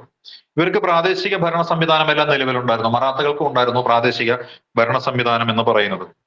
ഇവർക്കുണ്ടായിരുന്നു പ്രവിശ്യകൾ അല്ലെ? ഇവർക്ക് എന്തൊക്കെ ഉണ്ടായിരുന്നു? ഇവർക്കും പ്രവിശ്യകൾ ഉണ്ടായിരുന്നു, പർഗാനകൾ ഉണ്ടായിരുന്നു. പ്രവിശ്യകൾ ഇവർക്കുണ്ടായിരുന്നു, പർഗാനകളും ഉണ്ടായിരുന്നു. പ്രവിശ്യ ഇവർക്കുണ്ടായിരുന്നു. പ്രവിശ്യ, പർഗാന അല്ലെ? പ്രവിശ്യകൾ ഉണ്ടായിരുന്നു, പർഗാനകൾ ഉണ്ടായിരുന്നു, ഗ്രാമങ്ങളും ഉണ്ടായിരുന്നു. ഗ്രാമവും പ്രവിശ്യയും പർഗാനയും ഒക്കെ അന്നത്തെ കാലത്ത് മെഡീവൽ കാലഘട്ടത്തിലെ യൂണിറ്റുകളാണ്. നമ്മൾ എന്ന് പറയണ വില്ലേജ്, താലൂക്ക്, ജില്ല എന്നൊക്കെ പറയുന്നില്ലേ? ആ സംവിധാനം തന്നെയാണ് ഇവര് പറയുന്ന പർഗാന എന്ന് പറയുന്ന ഗ്രാമം എന്നൊക്കെ പറയുന്ന ഒരു സമ്പ്രദായം അല്ലെ? ഇവിടെയുള്ള ഉദ്യോഗസ്ഥന്മാരെന്ന് പറയുന്നത് രാജാവ് നേരിട്ട് നിയന്ത്രിക്കുന്ന ആൾക്കാരായിരുന്നു അല്ലെ? ഇവർക്ക് 2 തരത്തിലുള്ള ഭൂമിയായിരുന്നു ഉണ്ടായിരുന്നത്. 2 തരത്തിലുള്ള ഭൂമി. ഒരെണ്ണം അറിയപ്പെട്ടിരുന്ന പേരെന്താണെന്നറിയാവോ? ഒരെണ്ണം സ്വരാജ്യ എന്ന പേരിൽ അറിയപ്പെട്ടു. മറ്റൊന്നറിയപ്പെട്ടിരുന്ന പേര് മൊഗാൾ എന്നാണ്. സ്വരാജ്യ എന്ന് വെച്ചാൽ ഇവരുടെ കൈവശമുള്ള സ്വന്തം ഭൂമിയാണ് സ്വരാജ്യ എന്ന് പറയുന്നത്. അപ്പൊ സ്വരാജ്യ എന്ന് വെച്ചാൽ കൈവശം വെച്ചിരിക്കുന്ന സ്വന്തം ഭൂമിയാണെങ്കിൽ മൊഗാൾ എന്ന് പറയുന്നത് യുദ്ധം ചെയ്ത് കീഴടക്കുന്ന പ്രദേശത്തിനെയാണ് മൊഗാൾ എന്ന് പേരിട്ടിരുന്നത്. അപ്പൊ മൊഗാൾ എന്ന് പറഞ്ഞ ഭൂമിയും സ്വരാജ്യ എന്ന് പറയുന്ന ഭൂമിയും ഏത് ഭരണ സമ്പ്രദായത്തിലായിരുന്നു ഉണ്ടായിരുന്നെന്ന് ചോദിച്ചാൽ അത് ഈ മറാത്തകളുടെ ഭരണ സമ്പ്രദായത്തിൽ ഉണ്ടായിരുന്ന ഭൂമിയെ ആണ് സ്വരാജ്യ എന്നും മൊഗാളെ എന്നൊക്കെ അറിയപ്പെട്ടത്. അപ്പൊ നമ്മൾ ഓർത്താൽ മതി, സ്വരാജ്യ, സ്വഭാഷ, സ്വധർമ്മ എന്ന് പറഞ്ഞ 3 കാര്യങ്ങൾ ഇന്ത്യൻ ദേശീയതയുമായി ബന്ധപ്പെട്ടുകൊണ്ട് മുന്നോട്ട് വെച്ചൊരു വ്യക്തിയുണ്ട്. അദ്ദേഹത്തിന്റെ പേരറിയാവും? ആര്യ സമാജത്തിന്റെ സ്ഥാപകനായ സ്വാമി ദയാനന്ദ സരസ്വതി മുന്നോട്ട് വെച്ച ആശയമാണ് സ്വരാജ്യ, സ്വഭാഷ, സ്വധർമ്മ എന്ന് പറയുന്നത്. അതിൽ അദ്ദേഹം സ്വരാജ്യ എടുത്തിരിക്കുന്നത് ഈ മറാത്ത കോൺസെപ്റ്റിൽ നിന്നാണ് എടുത്തിരിക്കുന്നത്.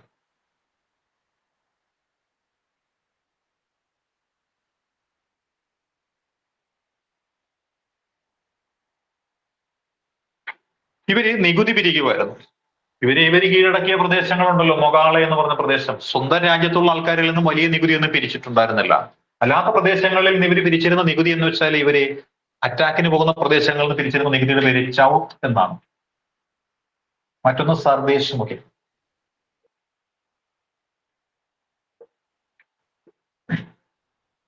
ചൗത്ത് എന്നും സർദേശ് മുഖി എന്നും പറഞ്ഞത്. ചൗത്ത് എന്ന് വെച്ചാല് 4-1, സർദേശ് മുഖി എന്ന് വെച്ചാൽ 10-1. അപ്പൊ 4-1, 10-1, 4-1, 10-1 കൊടുക്കണം. അത് പറയപ്പെടുന്നത് ഇങ്ങനെയാണ്. അക്കാലത്ത് മുഗളന്മാർ വന്ന് ഈ പ്രദേശങ്ങളിൽ നിന്നൊക്കെ നികുതി പിരിച്ചുകൊണ്ട് പോകുന്ന ആൾക്കാരാണ്. അപ്പൊ നികുതി പിരിക്കാൻ വരുന്ന മുഗളന്മാര് ഈ പറയുന്ന മറാഠികൾ കയറി എന്ത് ചെയ്യുന്നു? കൊള്ളയടിക്കാൻ നോക്കും. ആ കൊള്ളയടിക്കാതിരിക്കണം എന്നുണ്ടെങ്കിൽ, അതായത് ഇപ്പൊ ഒരു ഗ്രാമം, ഇതൊരു ഗ്രാമമാണ്, ഈ ഗ്രാമത്തില് ഈ ശിവജിയുടെ ആൾക്കാരൊക്കെ ഉണ്ടല്ലോ.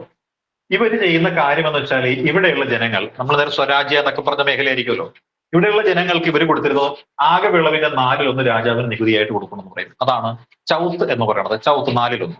ഇനി ഇവരുടേതല്ലാത്ത പ്രദേശമുണ്ടല്ലോ, ഇവരുടേതല്ലാത്ത പ്രദേശങ്ങളിൽ ഇവർ ചെയ്യുന്നു, കൊള്ള നടത്താൻ പോകും. പെട്ടെന്ന് കുതിരപ്പുറത്ത് കയറിയിട്ട് പോക്ക് അങ്ങോട്ട് പോകും. എന്നിട്ട് എന്ത് ചെയ്യുന്നു? തിരിച്ചിങ്ങോട്ട് പോരും കൊള്ളയിടത്തേക്ക്.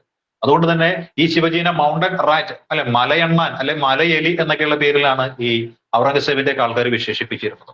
അപ്പൊ ഈ കൊള്ളയടിക്കാതിരിക്കാൻ വേണ്ടിയിട്ട് ബാക്കിയുള്ള ആൾക്കാർ, അവിടെയുള്ള നികുതി പിരിവുകാരും മറ്റും ചെയ്യുന്നു, അവര് പിരിച്ചെടുക്കുന്ന നികുതിയുടെ 10-1 ശിവജിക്ക് കാണിക്കയായിട്ട് കൊടുക്കും. ഇതാണ് സർദേശ് മുഖി എന്ന പേരിൽ അറിയപ്പെട്ടിരുന്നത്. അപ്പൊ ചൗത്ത് എന്നും സർദേശ് മുഖി എന്നും പറഞ്ഞിരുന്നത് സ്വരാജ്യ എന്നും മൊഗാള എന്നും ഒക്കെ പറയുന്ന പ്രദേശങ്ങളിൽ നിന്ന് ഇവര് പിരിച്ചെടുത്തിരുന്ന നികുതിയാണ് എന്ന് നമ്മൾ ഒന്ന് ഓർത്തേക്ക് കേട്ടോ. ഇന്ത്യയിൽ നിലനിന്നിരുന്ന ഭരണ സമ്പ്രദായങ്ങളിൽ അല്ലെ, ഒരുപാട് ഭരണ സമ്പ്രദായങ്ങളാണ് നമ്മളിപ്പോ പറഞ്ഞത്. അത്തരത്തിൽ പറഞ്ഞ ഭരണ സമ്പ്രദായങ്ങൾ ഏതൊക്കെയായിരുന്നു? മെഡീവൽ കാലഘട്ടത്തിൽ ഉണ്ടായിരുന്ന മുഗളന്മാരുടേത്. അതിനുശേഷം നമ്മൾ പറഞ്ഞത് ഏതായിരുന്നു? ചോള സാമ്രാജ്യത്തിൻ്റെത്, ചോളന്മാരുടേത്. അതിനുശേഷം നമ്മൾ പറഞ്ഞത് വിജയനഗരത്തിൻ്റെത്. ഇപ്പൊ നമ്മൾ പറഞ്ഞത് മറാത്തകളുടേതാണ്. ഇത് നമുക്ക് നോക്കാനായിട്ടുള്ളത്, നമുക്ക് ആധുനിക രീതിയിലുള്ള ഭരണ സമ്പ്രദായം എല്ലാം കൊണ്ടുവന്ന് തന്ന ജനാധിപത്യപരമായ പാർലമെന്ററി സംവിധാനമൊക്കെ നമുക്ക് തന്നിട്ട് പോയ ബ്രിട്ടീഷുകാരുടെ ഭരണ സംവിധാനമാണ് നമുക്കിനി പഠിക്കാനായിട്ടുള്ളത്. അപ്പൊ ഇത്രയും കാര്യങ്ങൾ നിങ്ങൾക്ക് ബേസായി എന്ന് വിശ്വസിക്കുകയാണ്. അപ്പൊ നമ്മുടെ ഇന്നത്തെ ക്ലാസ് നമുക്ക് ഇവിടെ വൈൻഡപ്പ് ചെയ്യാമെന്നാണ് വിശ്വസിക്കുന്നത്. എന്തെങ്കിലും സംശയങ്ങളോ മറ്റു കാര്യങ്ങളോ ഒക്കെ ഉണ്ടെങ്കിൽ ചോദിക്കാം, ഇല്ലെങ്കിൽ നമുക്ക് ഇന്നത്തെ ക്ലാസ് വൈൻഡപ്പ് ചെയ്തേക്കാം. ഓക്കെ അല്ലേ? ശരി.